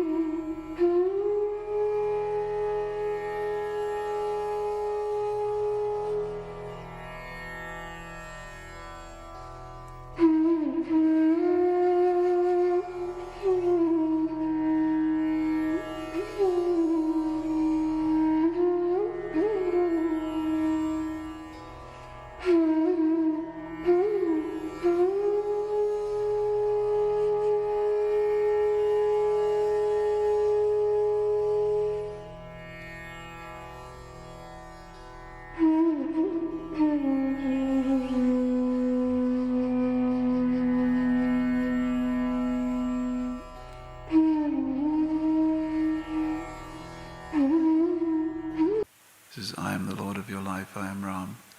And look at your body. And Murari looked at his body, and he'd become a monkey. He was Hanuman. This was their eternal relationship. So all these wonderful things happen. Wonderful things may be happening, but outside, the frenzy, the chaos continues. The bannings, the beatings. Haridas Thakur gets beaten. Haridas Thakur was the great. He was born in a Muslim family, and if you give up Islam and take to becoming a Hindu, what's the punishment? Punishment is death. So he was punished with death, and they were going to beat him as an example. So they're going to beat him as an example with a sugar cane. Seen a sugar cane? What's the Indian word for sugar cane? How do you say it? Seg? Seidi. Seidi. So they had sugar cane sticks, thicker than bamboo poles. And they were going to beat him. They were taken to a marketplace and beat him on the back. Then they would take him to another marketplace and beat him on the back. Take him to another marketplace and beat him on the back. And all in all, there was 22 marketplaces that they were beating him because he dared to chant the names of Krishna. So all this was going on outside. So then, the local Muslim magistrate, the Chand Qazi, he'd understood that this is because of all this clamour happening at Shivas Angan's house. So he sent his constables, his, what do you call them, military police or whatever you call them, the officers came, big gang of thugs came in the middle of the night when the kirtan was going on, and they took the clay mridangam, clay drum, the coal, and they picked it up and they smashed it. Traditional drums are made of clay. Mrud anga. Mrud is clay and anga is body. So they smashed them on the ground. And they said, no more. He said, in the future, any more of this big gathering, and we will force meat, we will force the flesh of the cow into your mouth, and then you'll be a Muslim, you'll have to stop being a Hindu, and we will also take away your property. So we'll change you to a Muslim and we'll take away your property. Good job it doesn't happen these days, isn't it? Shivas Takur, what was his response? He just laughed.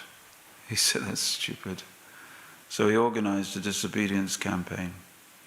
And 100,000 people came together and they went up the road with torchlight and they went to see the Chand Qazi.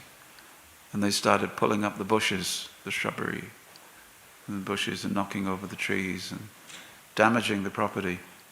Chaitanya, he said, no. He said, we're going to do this my way. We're going to do this my way. And he said, uncle, kaka, come out. So on the outside of the house, the Chand Qazi's house, they sat, and the Chand Qazi quoted verses from the Quran and the Hadith, and Chaitanya quoted verses from the Veda and the Upanishads, and they had a discussion. And eventually Chand Qazi said, well, I'm glad that we've come to some understanding. He said, because I just have to tell you something. The other night I had a dream, and I dreamed that a half man, half lion came and scratched my chest. And look, and he pulled open his kurta, pulled open his cloaks. And there was 3 big scratch marks from the nails. So it was a dream, but not quite a dream. And he said to me in a loud, lion-like roar, he said, stop bullying my devotees. If you bully them with your laws, I will kill you. So he said, I was worried about this, so I'm glad that you've come tonight. Henceforth, with my permission and my blessing, you can go anywhere, not just in the house of Shivas, but anywhere, out into the streets, and you can take this Harinam Sankirtan anywhere. And he gave him this symbol to use to show that he'd had permission. And this symbol was a Muslim symbol, and it was shaped like this. 2 moons, two moons stuck together, because the crescent moon is a sign of Islam. So these were two crescent moons put together with a crown on top. And they put that on a pole, and everywhere they went, people could say yes. There's no reason these Hindus would be carrying that symbol without the permission of the Chandkazi. So they had permission. So everywhere they went. And still today, we carry that symbol. Official Islamic permission to sing in the streets. Now, Gaudiya texts say, who was this person known as Shivas Takur? Who was he? Well, actually, Gaudiya texts say that because he started the Harinam Sankirtan movement in his house, even before Chaitanya, even before the Yuga Dharma avatar came, he is none other than Narad Muni. Narad Muni himself has come in the form of a devotee of Vishnu. So Narad Muni, he's traveling everywhere from place to place, giving the messages of Krishna and singing music dedicated to Krishna. Hare Krishna, Krishna Krishna, Hare Hare. Hare Rama, Rama Rama, Hare Hare. So he has come in the form of this great devotee. So Narad Muni is known for these things, and he's still known for these things. Shivas Takur continues Narad Muni's mission. So Shivas Takur is described in the Chaitanya Mangala, the Chaitanya Charitamrita, the Chaitanya Bhagavat. In all 7 different biographies he's described. Fearless in devotion, deeply learned in the scripture, ecstatic in kirtan, and completely surrendered to the Lord. And he would enter into trance during kirtan. Well, there came a time, 2-3 years later, when all of this had to stop. Wow, what happened? Why did it have to stop? Shh. Quiet backstage. Yeah, just tell them we can hear them. Well, Chaitanya Mahaprabhu, as he was known by that time, he took sannyas, he became a monk. He went from being a householder with long hair, married. He shaved his head, became a monk, left home, and he went south. And he received a message from his mother, don't go too far away. So he went to Jagannath Puri, which is like 300-400 miles away. And he went there and he stayed there for 18 years.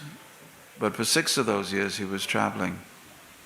Shivas Takur was devastated, absolutely devastated.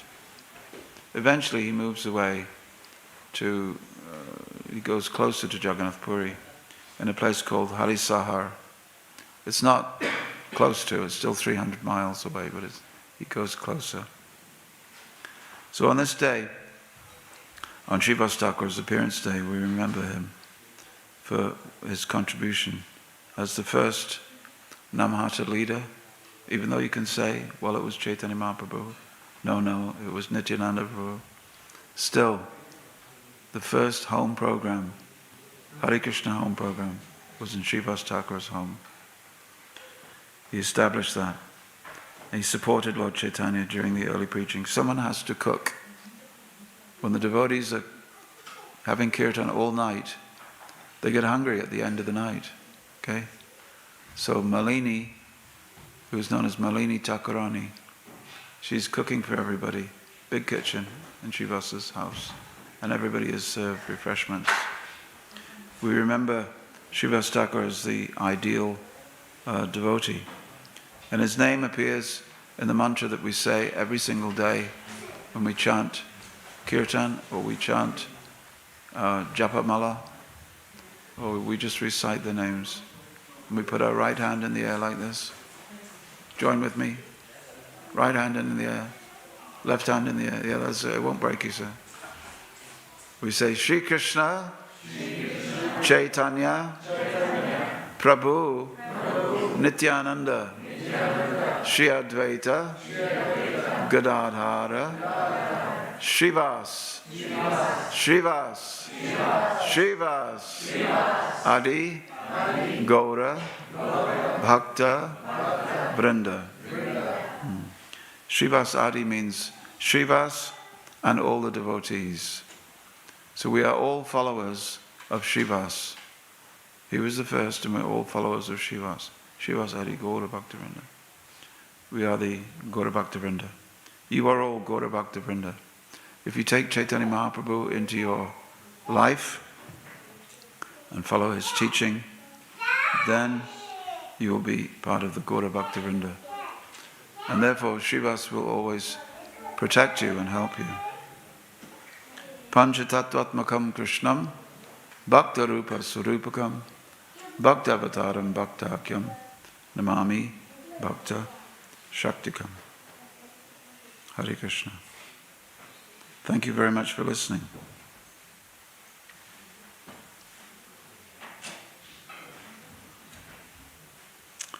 Well, I think that we should say something about the movement and the mission of this movement.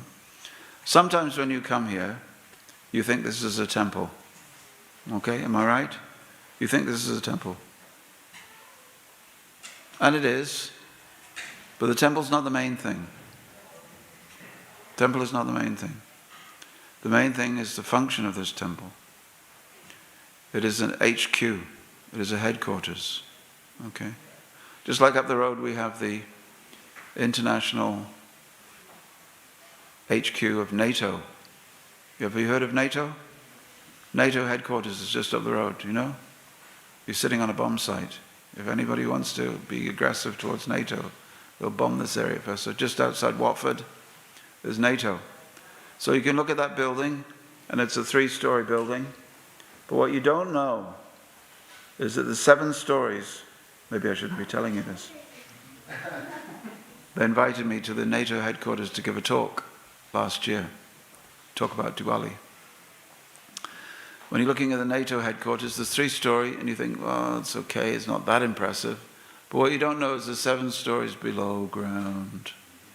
7 stories below ground. That's where the bunkers are, and different layers of protected administration. So don't be deceived. When you come here, you look here and you think this is a temple. I am Hindu. I know what a temple is. This is the God. I'll do my darshan. I'll give my donation. And I'll go and have some dinner. 3 Ds. Darshan, donation, and dinner. No, it's not like that. 7 stories down, we have our nerve center. That's the HQ. You can't see it, but it's there. No. 7 stories are in our hearts, because this is a place that is the headquarters for a movement which is spreading all over the country. All over the country. There's a revolution happening in people's homes. And just like Shivas Takur, he took the message of Krishna into his home and did it in his home. You don't have to leave home to go and visit a temple. Your home is the temple. But Krishna has to be there. And how do you put Krishna there? Do I have to go buy a murti, do the pran pratishta, do the abhishekam, all the pujas? Do I have to do it? No. Krishna says, just in the heart. You put Krishna in the heart. If you put Krishna in the heart, then you have him. You've captured him. So, it is said that Krishna is so far away that you'll never touch him. He's in Vaikuntha. Can you reach out your hand and touch Vaikuntha? No, you can't. Krishna is in the different Vishnus, different higher levels, Vishnu Loka. Well, they say it's a little bit like water. You're very, very thirsty. You're very, very thirsty. And there's water in a cloud. Yeah, it's nice, but you can't touch it. It's too far away. There's water in a distant reservoir. That's very interesting, but that's too far away. Well, there's water in a flash flood. Flash flood. Well, that was interesting, but it was there, now it's gone. So this is Krishna's incarnations. It's very interesting to you that Chaitanya Mahaprabhu was there 500 years ago, that Krishna was there 5,000 years ago. But he came and he went. And you weren't there. You missed out. Okay? The water was there and you're still thirsty. Then there's Krishna deep, deep down in your heart of hearts as Paramatma, Antaryami, upadrashta. Krishna is there. That's like water which is deep, deep, deep down in the well. You'll be digging forever. You'll be doing yoga forever if you want to meet the Paramatma. So how then can we meet Krishna? How then can we drink liquid Krishna? How do we do that? Well, you take the name of Krishna. This is Krishna. You read the Bhagavatam. This is living Krishna. You open the pages of the Bhagavad Purana, you'll discover Krishna. You have the murti of Krishna, the picture of Krishna in your home, that's all you need. In Conway Hall in 1969, Prabhupada was giving his very first lecture, mainly to the Indian community in London. And he said, just all you need to become self-realized, God-realized in this lifetime. 2 things. The holy name of Krishna in the form of the Maha Mantra and this picture. There's just 2 things you need. The name of Krishna and this picture. You have everything that you need for God realization, self-realization, enlightenment. That's all you need. That's why when we go out on Harinam Sankirtan, you have the holy name of Krishna and this picture. Prabhupada's orders. And so it works. It actually works. Krishna will never leave you. Apart from when he's testing you, of course. So hold tight to your faith at that time.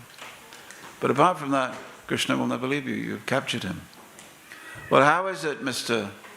Kripamoya Das? That's very interesting. But how is it that if I'm chanting, it's me that's chanting. I'm doing it.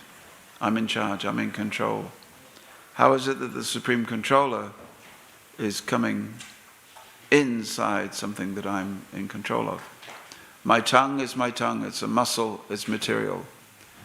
The air that's vibrating, that's making the sound, is material. My ear, which is hearing the sound of the name of Krishna, is material. So which part is spiritual, you may say?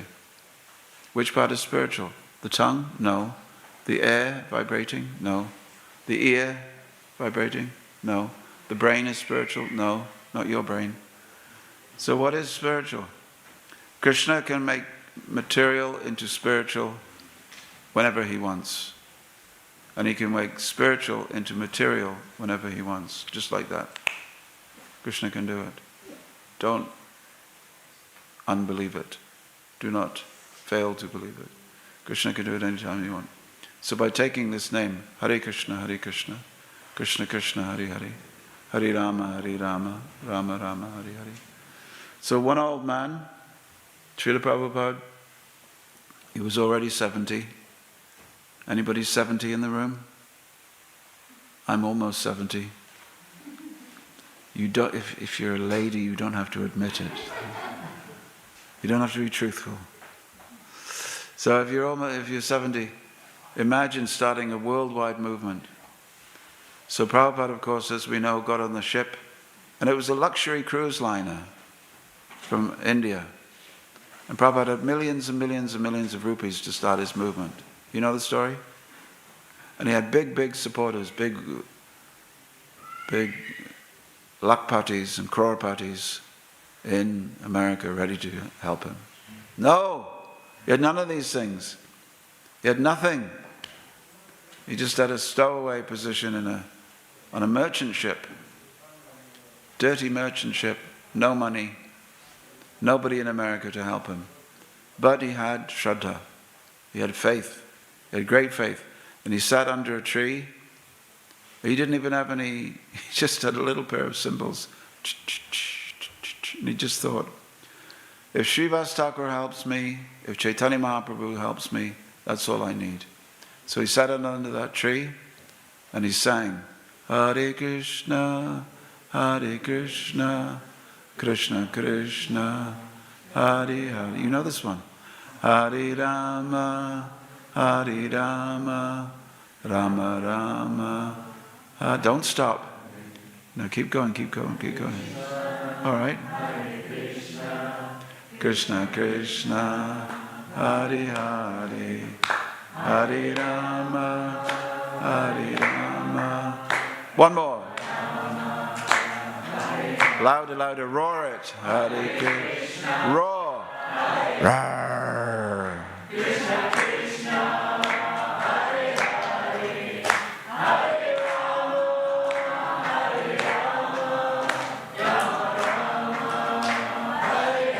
Wonderful. So that's all he did.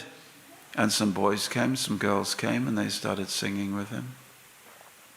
There was a local ice cream wala came over, selling some ice cream. When he saw all the boys and girls, they're dancing, singing, they must be in need of some refreshment. But one other man came, and he was a record producer. He said, well, this is something interesting the boys and girls might like. Let's make a record.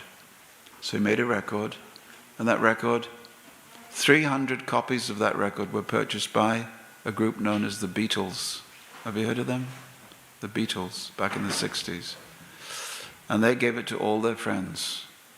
And that's how we got this house, because one of the Beatles gave us this house to use in Krishna's service.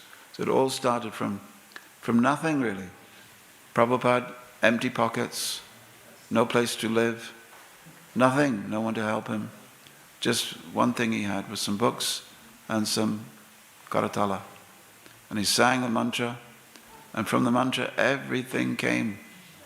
Everything came from the mantra. So in your life, whatever you want, Krishna says, or at least the Bhagavatam says, that whatever you want in life, if you're full of material desires, you want that car, you want that boat, you want that house in the south of France, okay? Why the south of France, I don't know, but people do. You want that hotel, anything you want, Hare Krishna, Hare Krishna. If you don't want anything at all, Hare Krishna, Hare Krishna. Or whether you just want Krishna, Hare Krishna, Hare Krishna. Whatever you want. And it will all come from there. The magic will begin to happen. It's a wonderful, wonderful thing. So we've been given this wonderful movement. Don't think that someone else is going to spread it. Chaitanya Mahaprabhu said, Bharata bhumile hoila manusha janma yar. If you are manusha janma, your birth as a human, and you're Bharata Bhumi, you've come from Bharata Bhumi, or your mother and father did, or your grandparents came. Whether you've got an Indian passport, or you've got a, what are they called? OCI. If you've got an OCI, who's got an OCI? Who's got an Indian passport? Who's got neither? Oh, you're okay. We'll let you in. So if you've got any of these things, do not think that it is the duty of the Hare Ram, Hare Krishna devotees to do this business. It's your duty. Chaitanya Mahaprabhu is the greatest savior in Indian history. He came with that very simple message. It's a message not just for Dorios like me. Sometimes when I stand up here to speak, people go, Hari Bapri Maharaj Dorio je. I say Dorio Bhare Bharatiya Andar. So if you're born in India, if your parents are born in India, or your grandparents are born in India, this is a message for you. Tell people. Tell people. Hinduism must be, Sanatana Dharma must be spread. There's all sorts of people in England right now spreading all kinds of crazy ideas. Social media, internet, newspapers, politicians, schools. So many crazy ideas. Huh? Why not have one good idea and share that with people? Well, no, I can't speak about it in my workplace because, my boss will fire. Shivas Takur was not worried about that. Whatever happens. There's a law banning me from talking about Krishna.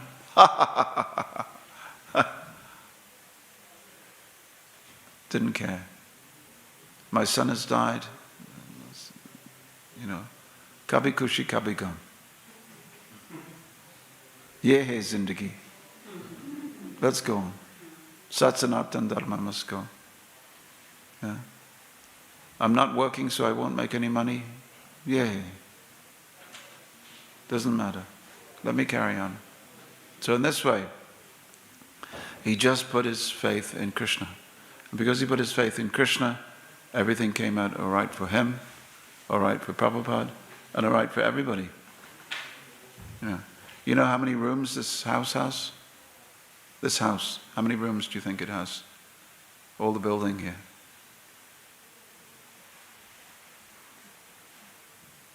53 rooms. So sometimes people say to me, you spend your whole life chanting Hare Krishna, Hare Rama. What has it ever done for you? I said, well, since I've been a young boy, I've lived in a house with 53 rooms. How many rooms do you have in your house? And I go, I get your point. Anyway, we're not boasting. This is not our house, this is your house. But we're saying that if you depend on Krishna, everything comes, whatever you want. You want to get married, a wife or a husband will come. You want money, that will come. Krishna can take care of that just like that. That's a very small thing for him. But the main thing Krishna wants to give you is love of Krishna, love for him. And if you want that, if you can develop a desire for that, Krishna will give that very easily through the incarnation of Radha Krishna, which is Chaitanya. Shri Chaitanya, Radha Krishna Nahayanya. Chaitanya is Radha and Krishna combined. Well, I've said my bit. We've gone 1 minute over, and now we must rest. And I will go home to my mud hut on the outskirts of the village, and you will know the truth, that I don't live in a house with 53 rooms. I live in another house up the road with 60 rooms in my mind. So Prabhuji, thank you very much for inviting me to come and give a talk tonight. I'm very happy to be here. Hare Krishna, everyone.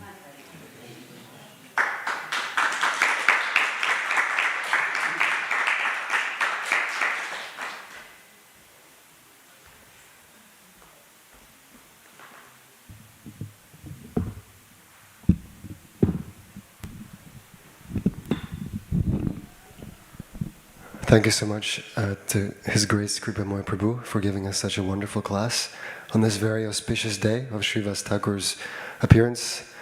And let's chant the Maha Mantra for Prabhu. One more time, everybody together. Hare Krishna, Krishna Krishna, Hare Hare, Hare Rama, Rama Rama, Hare Hare. So now we will have a short and rather informal and fun dramatic presentation. Jai Krishna Prabhu is ready at the back. And so we're going to do that in a couple of minutes. Let us just set things up on this side of the temple room. And it's exciting, this program. It's exciting? Thank you. I'm glad you think so. We do this all the time. Maybe we should. Something like this. We do something a little more subdued. We read and we talk. So, if you need to stand up, shake a leg, or talk to your neighbor, now is a good time. You have a couple of minutes, and then we will resume. Thank you.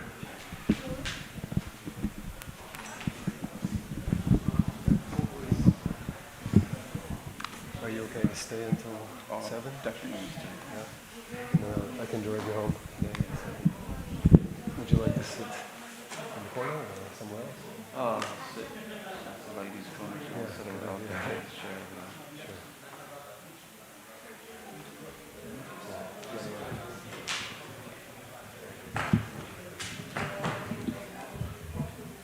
Jai Jai.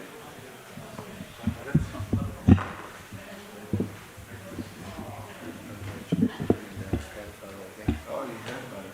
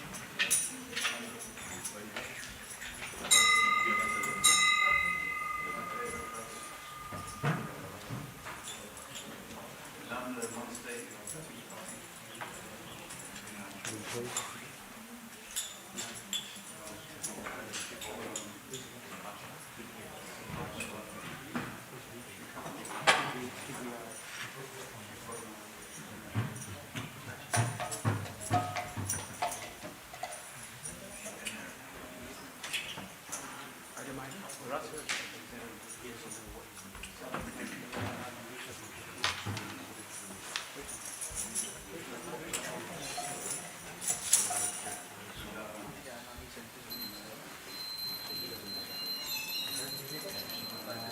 Shri Radha Gokulananda ki Jai. Sitaram Lakshman Hanuman Shri Shri Gaurnitai ki Jai.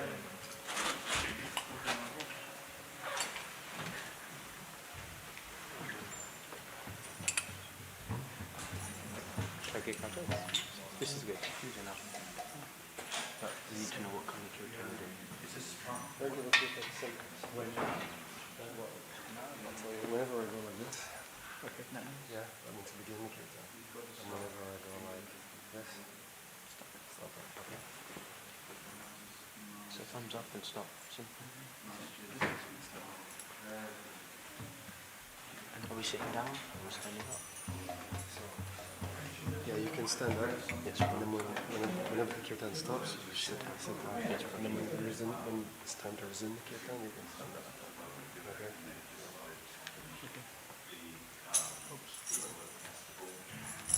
Should we clear this up?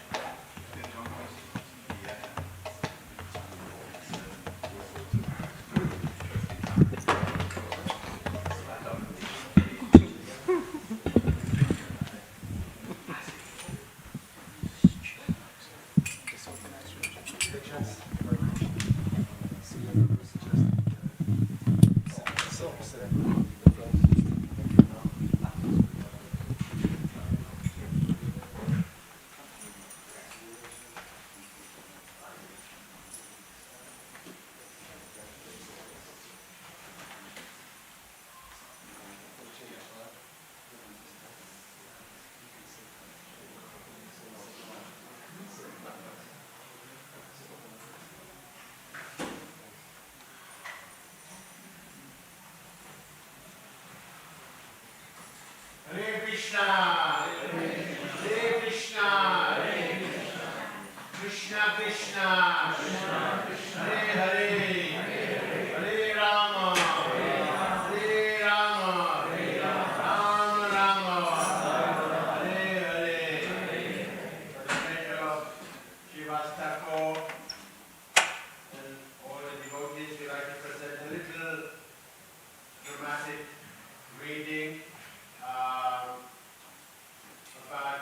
the pastime when Shivas Takur lost his son. Some of you might have been to Mayapur. Who's been to Mayapur? You've been to that house of Shivas Takur's house. So this pastime took place over here. And Lord Chaitanya used to have his kirtan over there. So just to get everyone in the mood, we'll just chant a little bit and then we'll start with the story. Jaya Jaya Shri Chaitanya Jaya Nityananda. Jaya Shri Chaitanya Jaya Nityananda. Jaya Jaya Shri Chaitanya Jaya Nityananda. Jaya Jaya Shri Chaitanya Jaya Nityananda. Jaya Advaita Chandra Jaya Gaura Bhaktivedanta. Jaya Advaita Chandra Jaya Gaura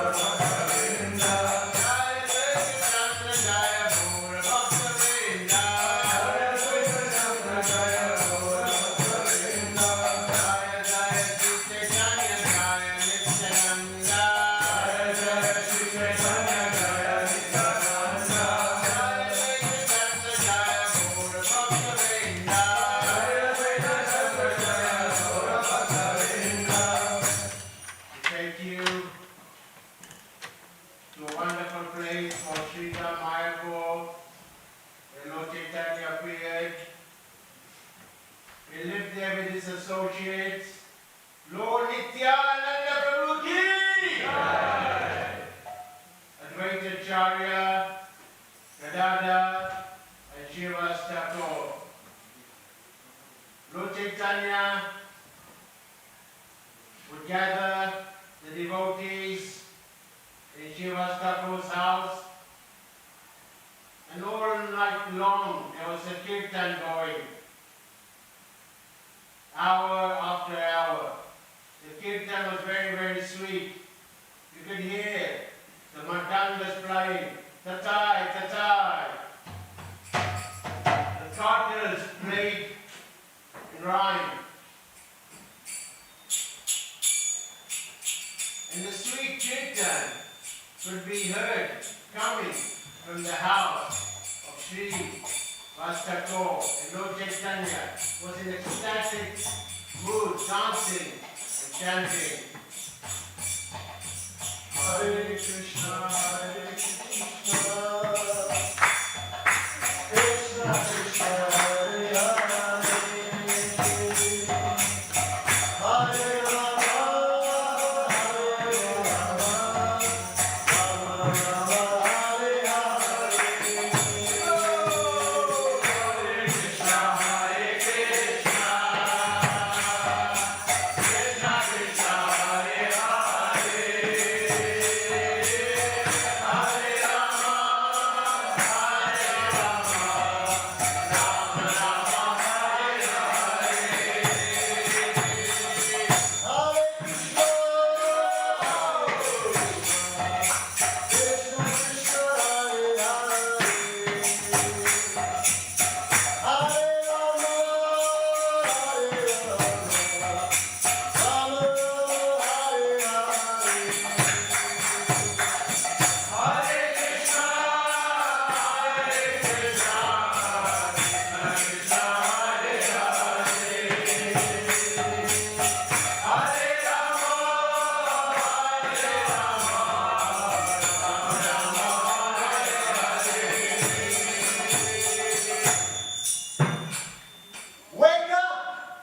Wake up, sleeping souls!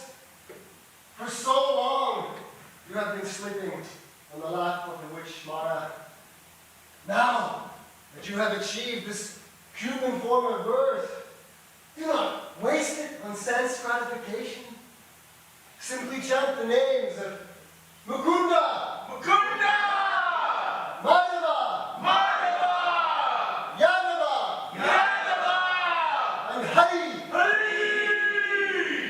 The chanting of these names will cleanse your hearts. If, however, you do not take to this chanting, great sorrow awaits you. With every rising and setting of the sun, a day is lost. Take to the chanting of the Lord's holy names and perfect your human form of life.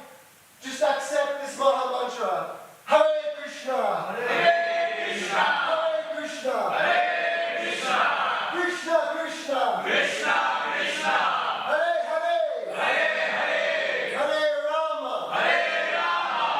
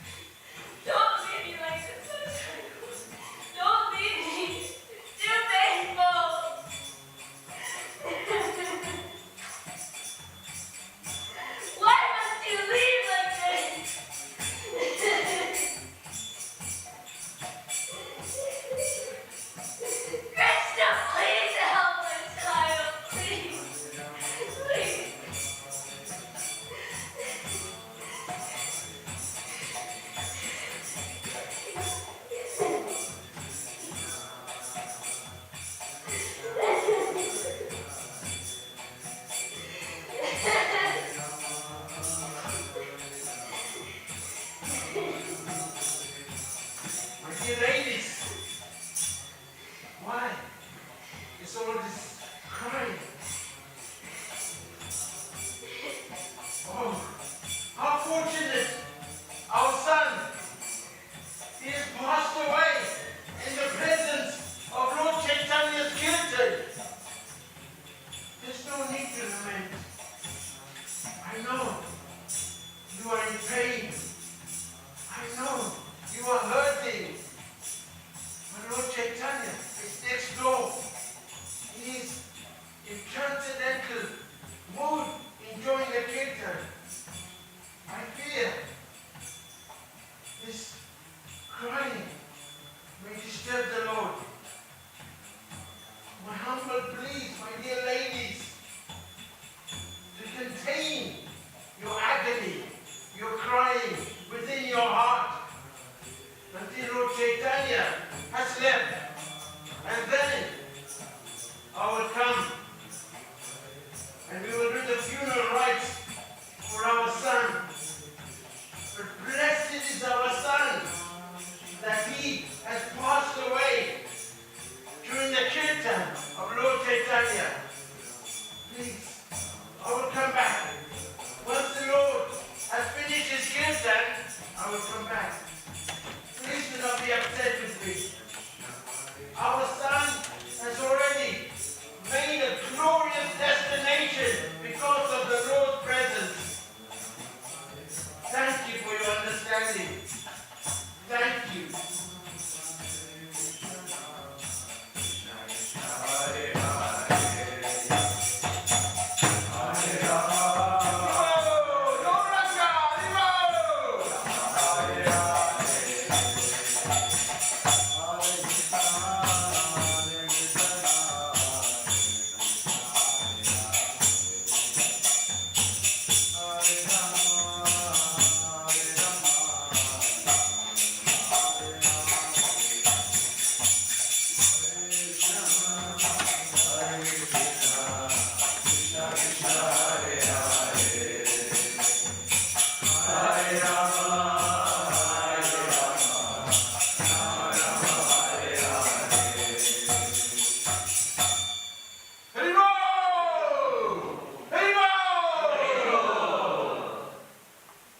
Shivas, My Lord, this night's kirtan was most powerful and ecstatic.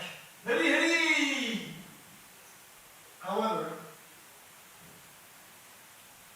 I sense a sadness looming in this house. Yes, I feel it. Is everything all right? My dear Lord, while you were engaged in transcendental kirtan,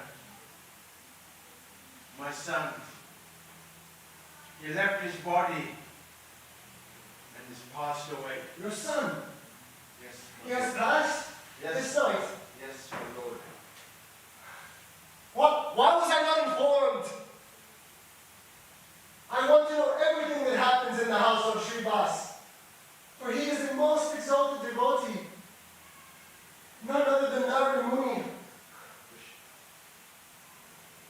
Shivas, I am so sorry. Take me to your son. Come, my Lord.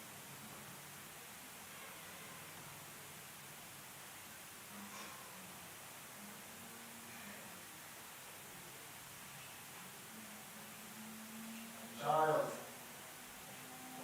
why have you left your father's house?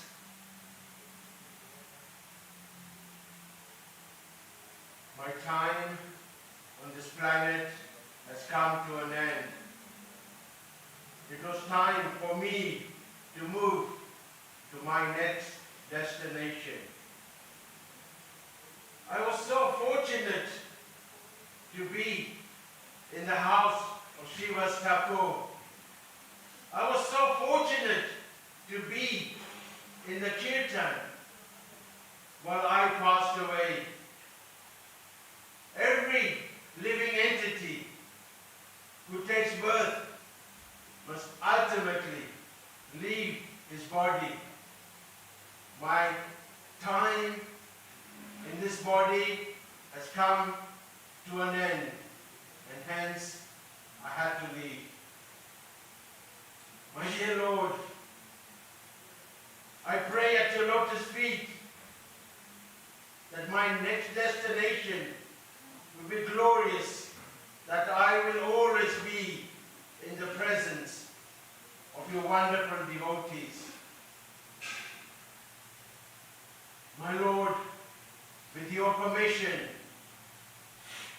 I will now go.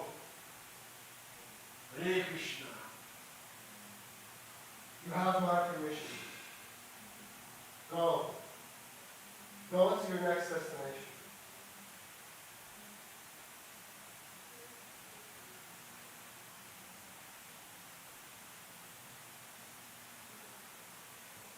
Our child is so fortunate. We should not cry like this. The Lord has blessed our child to go to a glorious destination. Hare Krishna. My Lord, you are so kind. Thank you for your unlimited mercy you have bestowed upon my son.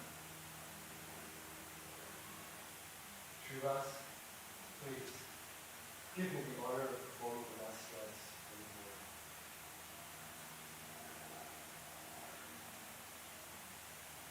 Thank you, my Lord. Thank you so much. It would be an honor if you could perform the final rites for our son. And although, in this life, at this time, you have lost a child, please, we want you to know that Nityananda Prabhu and myself, we are your eternal sons. Harimo! Harimo! Harimo! Let us perform kirtan as we perform the funeral rite of my son. Hare Krishna! Hare Krishna! Hare Krishna!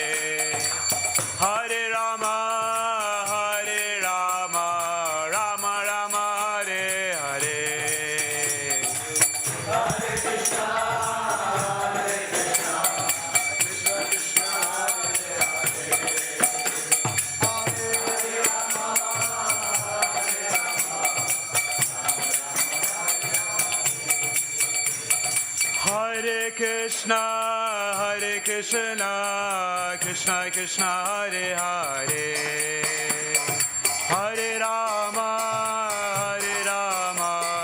Rama Rama, Hare Hare.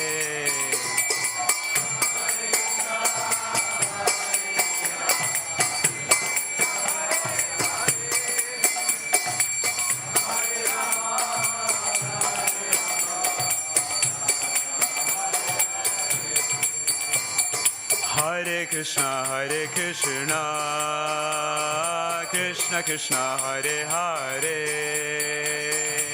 Hare Rama, Rama Rama, Hare Hare.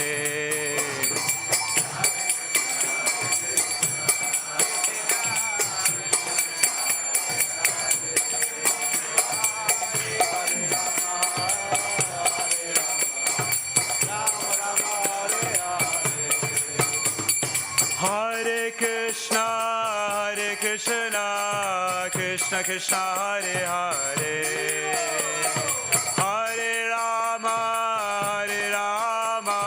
Rama Rama, Hare Hare.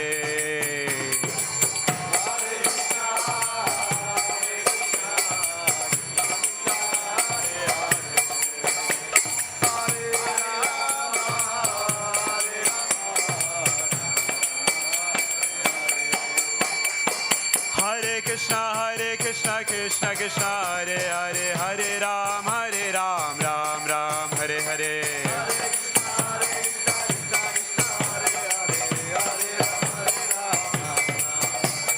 Hare Krishna, Krishna Krishna, Hare Hare, Hare Ram, Ram Ram, Hare Hare.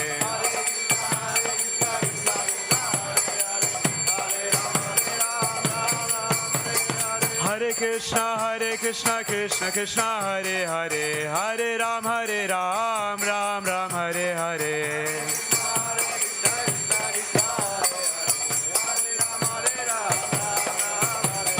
Jaya Sachinandana, Jaya Sachinandana, Jaya Sachinandana, Jaya Sachinandana. Nita Nita Nita Nita Nita Gauranga, Nita Nita Nita Nita Nita Gauranga, Nita Nita Nita Nita Nita Gauranga. Jaya Sachinandana, Jaya Sachinandana, Jaya Sachinandana, Jaya Sachinandana. Gaura Gaura Gaura Hari, Gaura Gaura Gaura Hari. Hare Krishna, Krishna Krishna, Hare Hare, Hare Rama, Rama Rama, Hare Hare.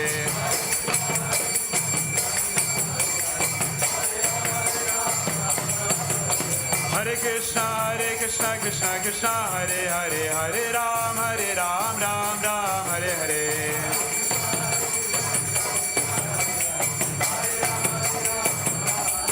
Jaya Radha Gokula Nanda, Radha Gokula Nanda, Radha Gokula Nanda, Shri Radhe.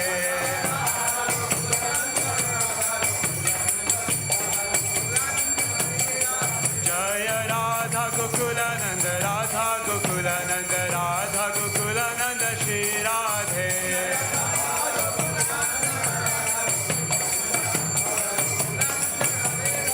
Jaya Sita Ram Lakshman Hanuman, Jaya Sita Ram Lakshman Hanuman.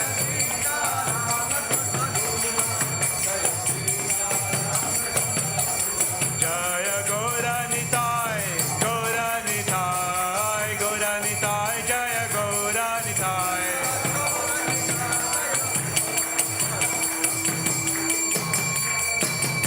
Jaya Jaya Prabhupada, Prabhupada, Prabhupada, Jaya Jaya Prabhupada.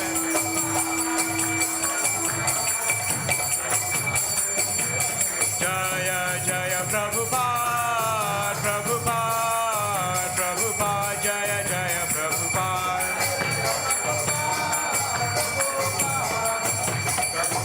Shri Shri Radha Gokulananda ki, Sitaram Lakshman Hanuman, Shri Shri Gaur Nitai ki, Jagat Guru Srila Prabhupada ki. Kiba Jayo Jaya Gaura Chande Arati Ka Shobha. Kiba Jayo Jaya Gaura Chande Arati Ka Shobha. Kiba Jayo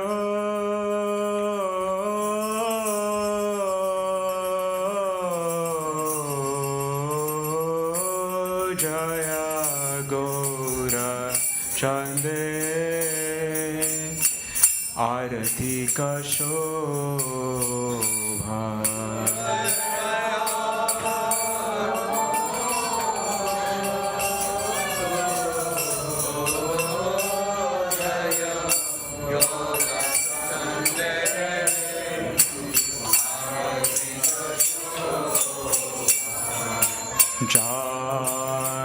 Janavi tatavane jagamanalobha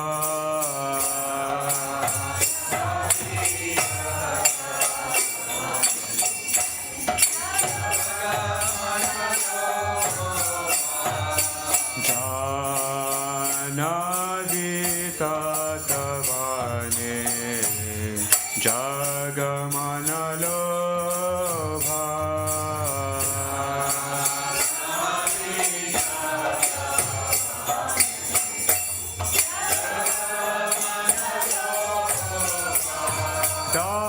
Dakhine nitai chan Bhave gadadhara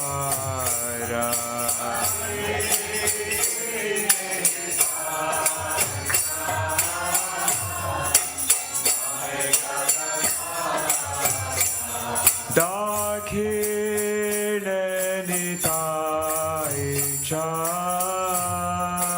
Bhave gadadhara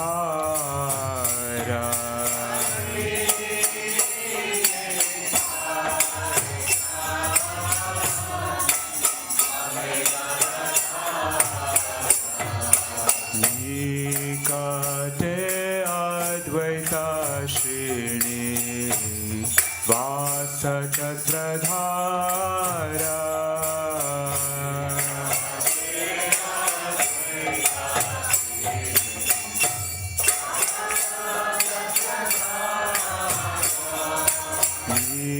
Nikate advaita shrini Vasa Chatradhara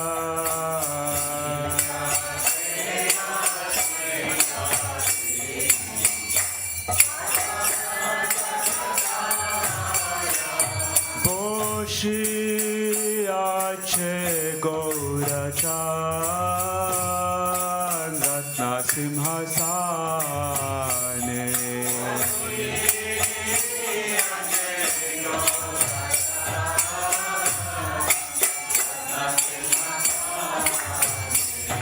Boshi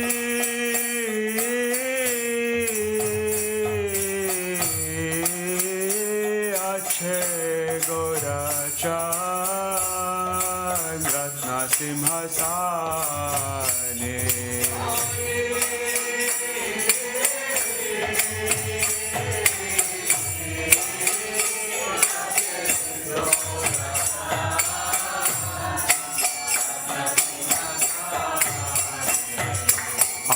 Arati korena Brahma Adi Devagane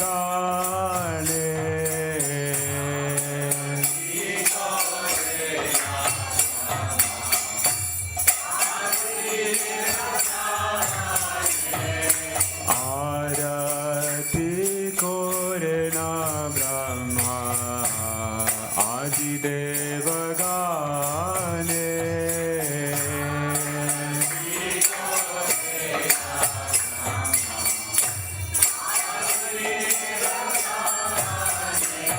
Nara Hari Adi Kori Chamaradhulaya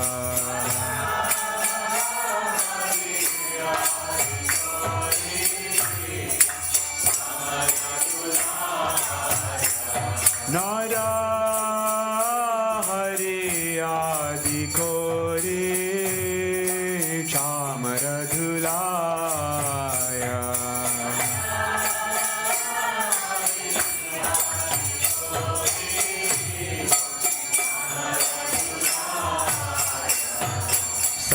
Sanjaya Mukunda Vasu Ghoshadigaya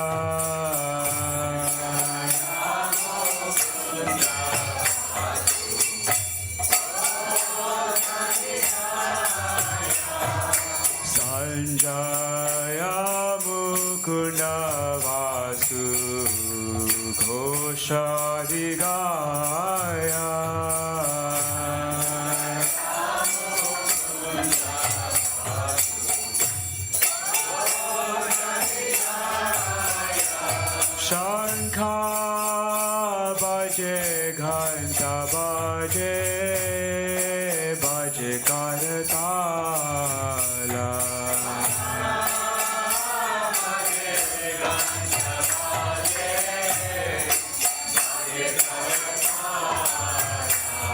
शंखा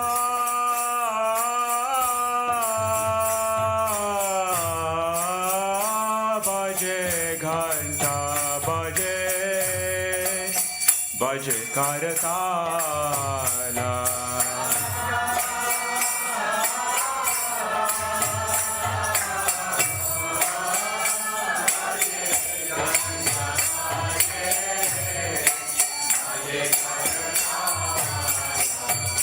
मधुरा मृदंग बाजे परम रसाला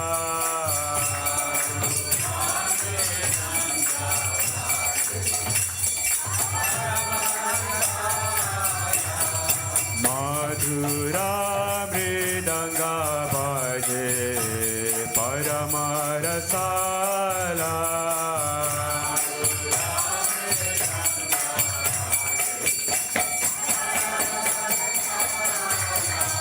शंखा बाजे घंटा बाजे मधुर मधुर मधुर बाजे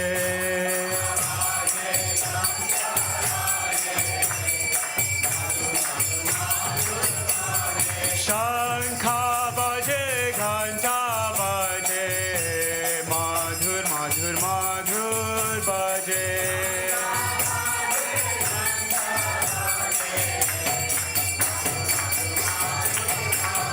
शंखा बाजे घंटा बाजे मधुर मधुर मधुर बाजे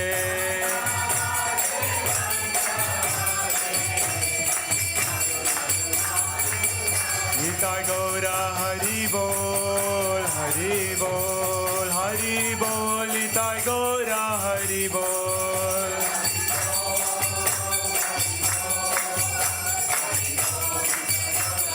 निताय गौरा हरि बोल हरि बोल हरि बोल निताय गौरा हरि बोल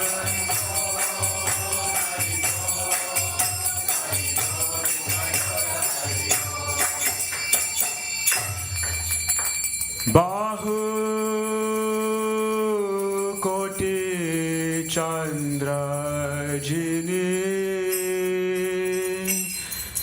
वदन उज्ज्वला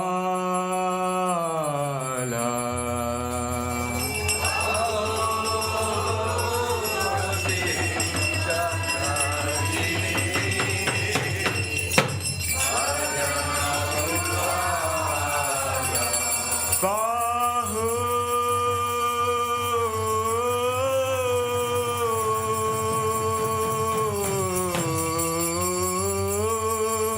कोटि चंद्र जिने वदन उज्ज्वला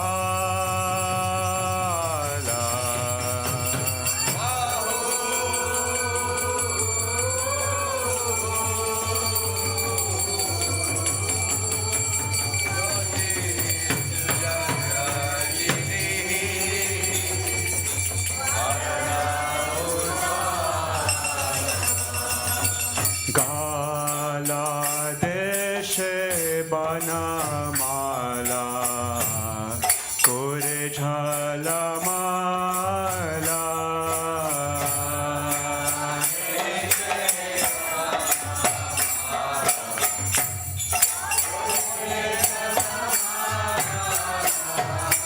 गाला देशे बनमाला कोरे झलमाला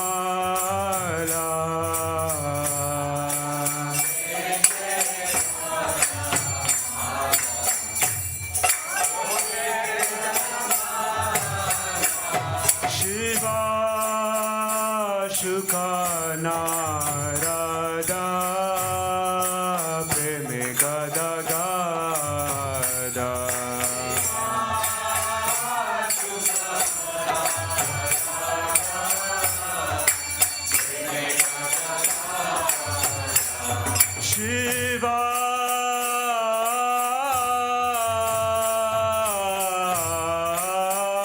Shuka Narada Preme Gada Gada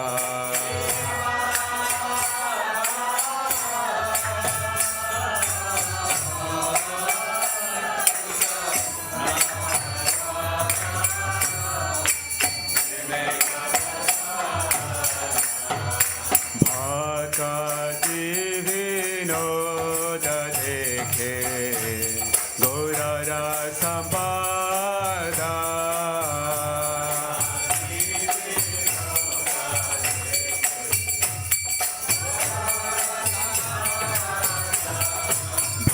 Bhakti Vinoda Dekhe Gaurara Sampada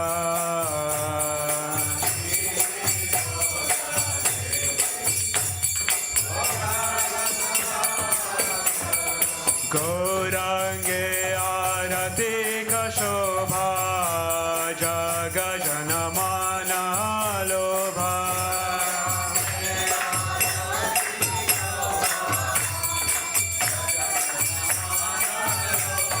Gaurange Aratika Shobha Jaga Janamana Lobha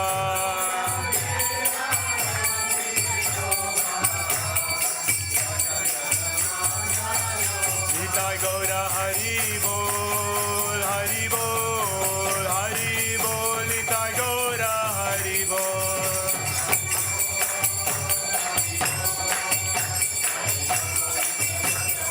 Nitai Gaura Hari Bol, Hari Bol, Hari Bol, Nitai Gaura Hari Bol.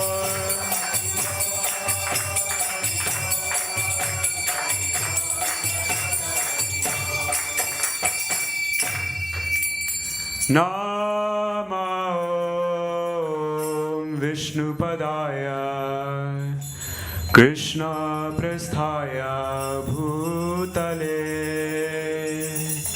Srimate Bhakti Vedanta Swami Iti Namine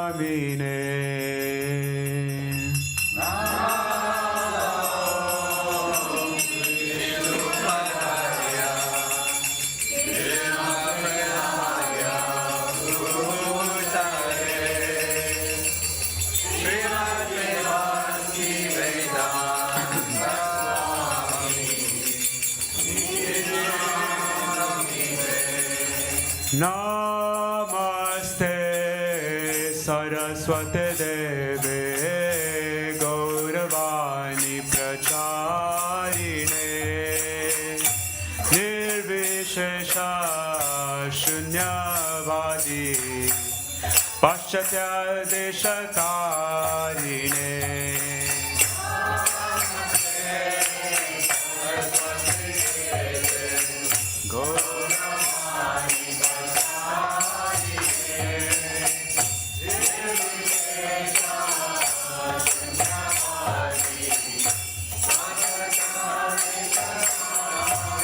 Jaya Shri Krishna Chaitanya Prabhu Nityananda Shri Advaita Gadadhar Shivasadi Gaur Bhaktivedanta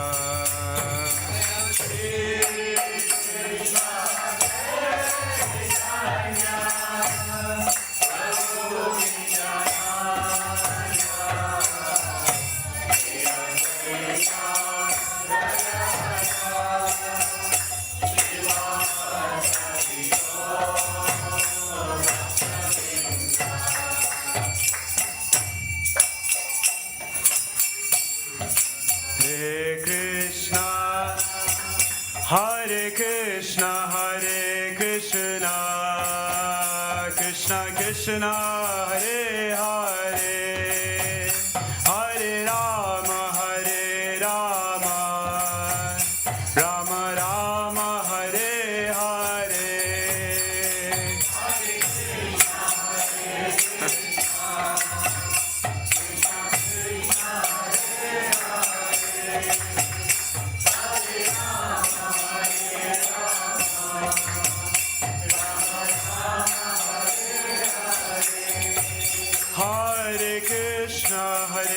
Krishna, Krishna Krishna, Hare Hare, Hare Rama, Rama Rama, Hare Hare.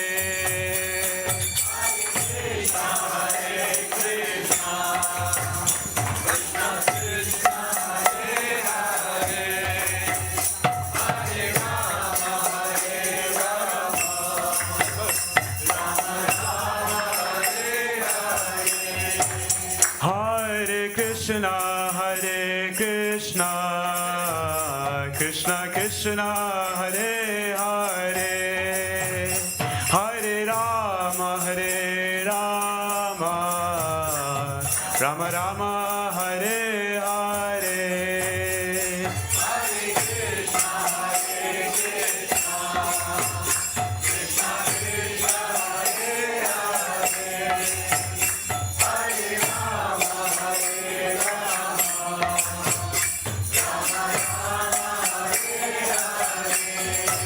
Hare Krishna,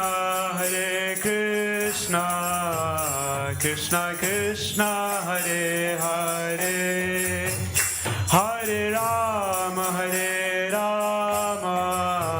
Rama Rama, Hare Hare. Hare Krishna, Krishna Krishna, Hare Hare, Hare Rama, Rama Rama, Hare Hare. Hare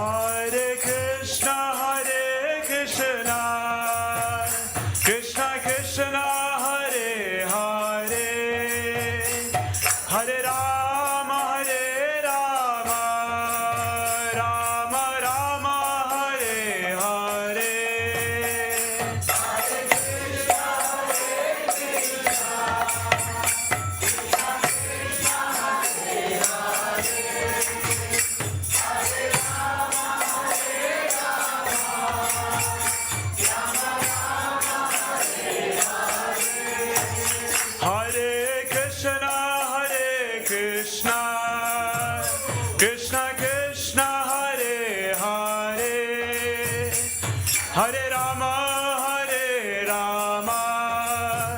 Rama Rama, Hare Hare.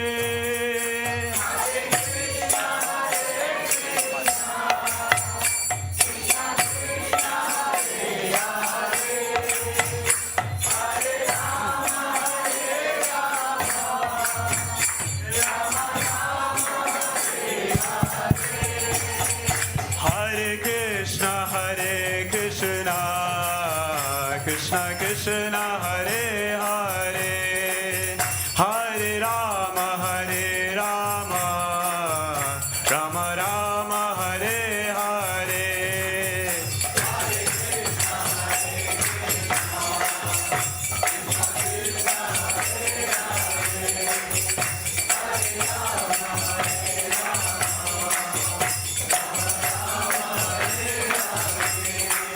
Hare Krishna,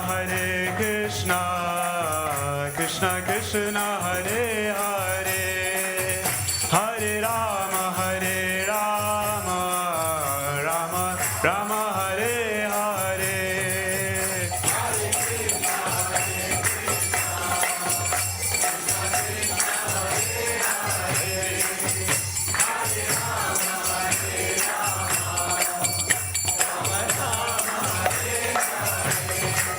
Hare Krishna, Krishna Krishna, Hare Hare, Hare Rama, Rama Rama, Hare Hare.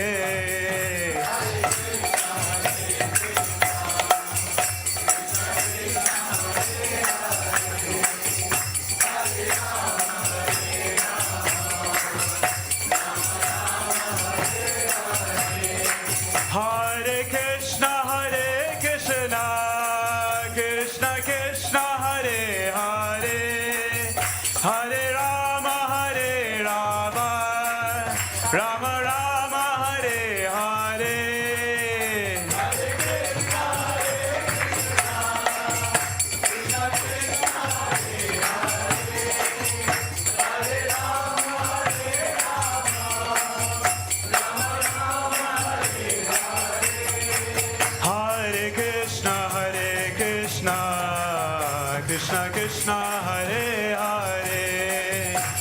Hare Rama, Rama Rama, Hare Hare.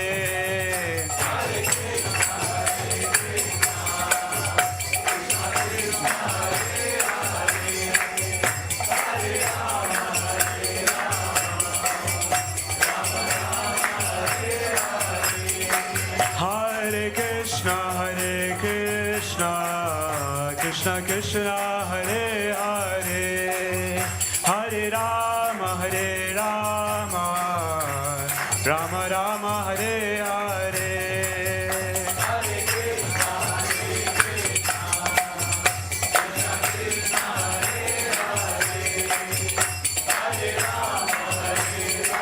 Hare Krishna, Krishna Krishna, Hare Hare, Hare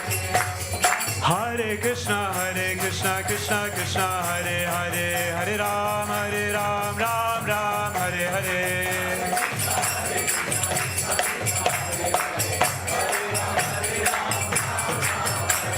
Hare Krishna, Krishna Krishna, Hare Hare, Hare Ram, Ram Ram, Hare Hare.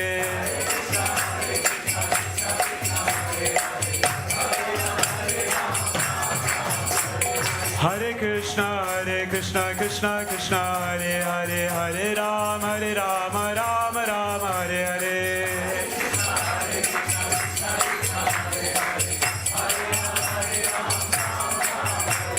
Hare Krishna, Krishna Krishna, Hare Hare, Hare Ram, Ram Ram, Hare Hare.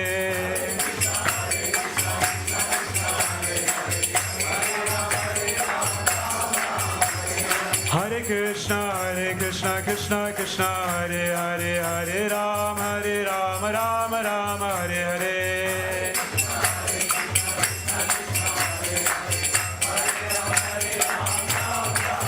Hare Krishna, Krishna Krishna, Hare Hare, Hare Rama,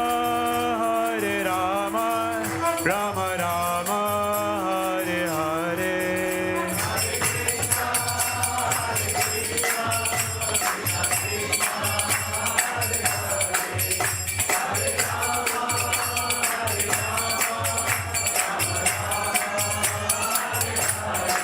Nitai Gaura Hari Bol, Hari Bol, Hari Bol, Nitai Gaura Hari Bol.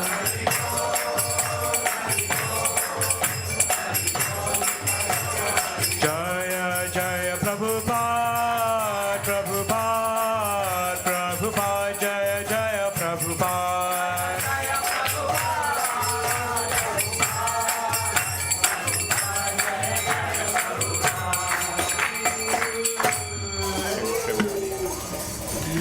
Jayom Vishnupad Paramahansa Paribhajagacharya Ashtotarashata Shri Srimad His Divine Grace A.C. Bhaktivedanta Swami Srila Prabhupada Ki ISKCON Samstapanacharya Jagat Guru Srila Prabhupada Ki Jayom Vishnupad Paramahansa Paribhajagacharya Ashtotarashata Shri Srimad Bhaktisiddhanta Saraswati Goswami Maharaj Prabhupada Ki Anantakoti Vaishnava Vrinda Ki Namacharya Srila Haridas Takur Ki Ramzako Shri Krishna Chaitanya Prabhu Nityananda Shri Advaita Gadadhar Shivasadi Gaura Bhakta Vrinda Ki Shri Radha Krishna Gopinath Shamakun Radha Kun Giri Govardhan Ki Braj Bhumi Shri Brindavan Dham Ki Mathura Dham Ki Navadvip Mayapur Dham Ki Purushottam Kshetra Jagannath Puri Dham Ki Ayodhya Dham Ki Gangamaya Jamunamaya Ki Saraswati Maya Ki Bhakti Devi Ki Srimati Tulsi Maharani Ki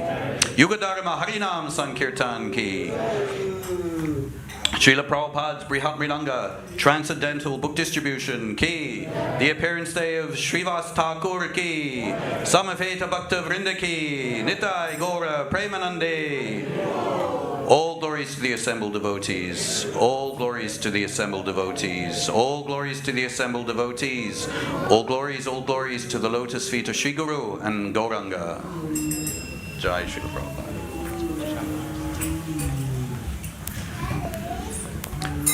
Namaste Narasimhaya. Namaste Narasimhaya. Namaste Narasimhaya.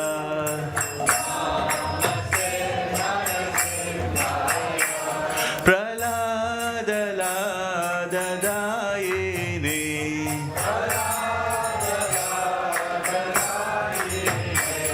Hiranyakashipurvakshaha.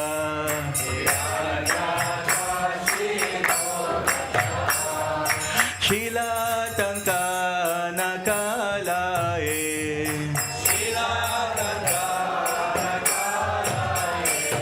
Ito Narsimho Parato Narsimho.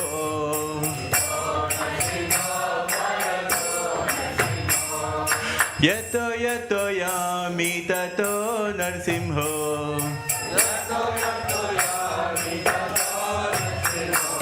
Bahir Narsimho Hrudaye Narsimho.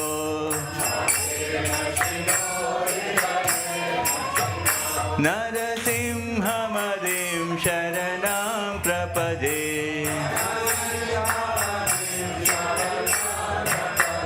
Narasimhamadim Sharanam Prapade.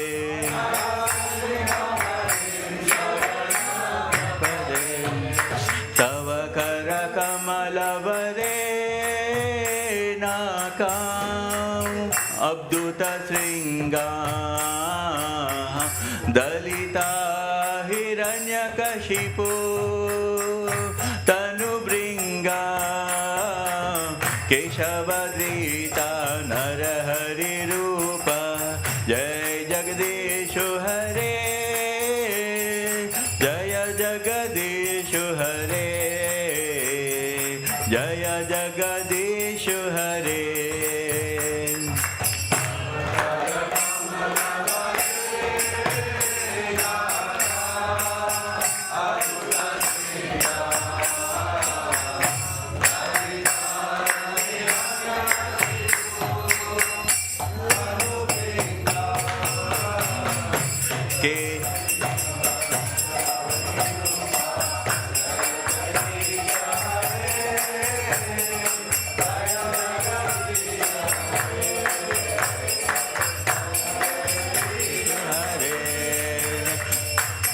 Keshavadrita Narahari Rupa Jai Jagadishu Hare Jaya Jagadishu Hare Jaya Jagadishu Hare.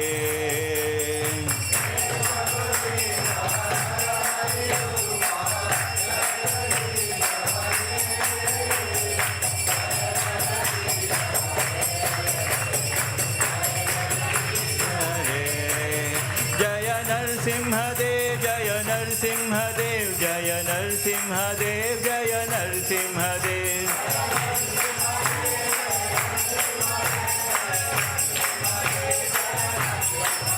Jaya Prahlad Maharaj, Jaya Prahlad Maharaj, Jaya Prahlad Maharaj, Jaya Prahlad Maharaj.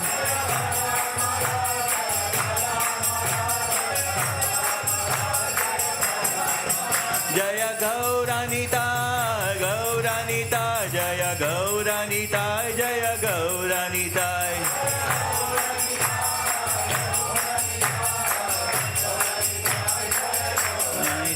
Jaya Jaya Prabhupada, Prabhupada, Prabhupada, Jaya Jaya Prabhupada.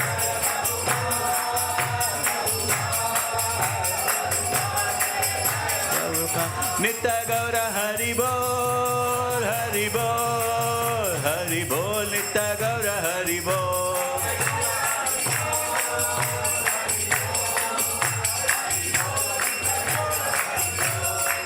Jai Shri Radha Gokulananda ki, Jai Sitaram Lakshman Hanuman ki, Gaur Nitai ki, Srila Prabhupada ki, Narasimhadev Bhagavan ki, Prahlad Maharaj ki, Hari Bol.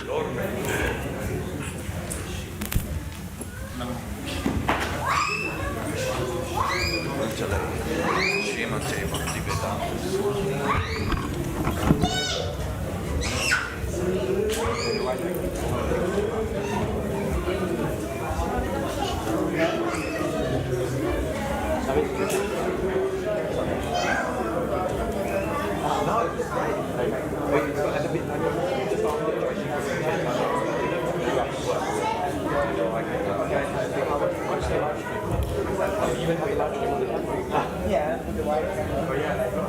But the volume is down. A lot of things came up.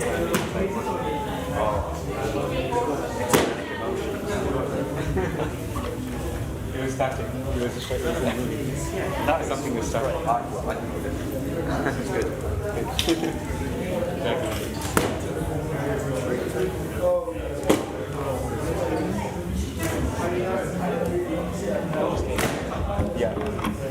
Hare Krishna. So next we'll have a Wednesday night kirtan as usual.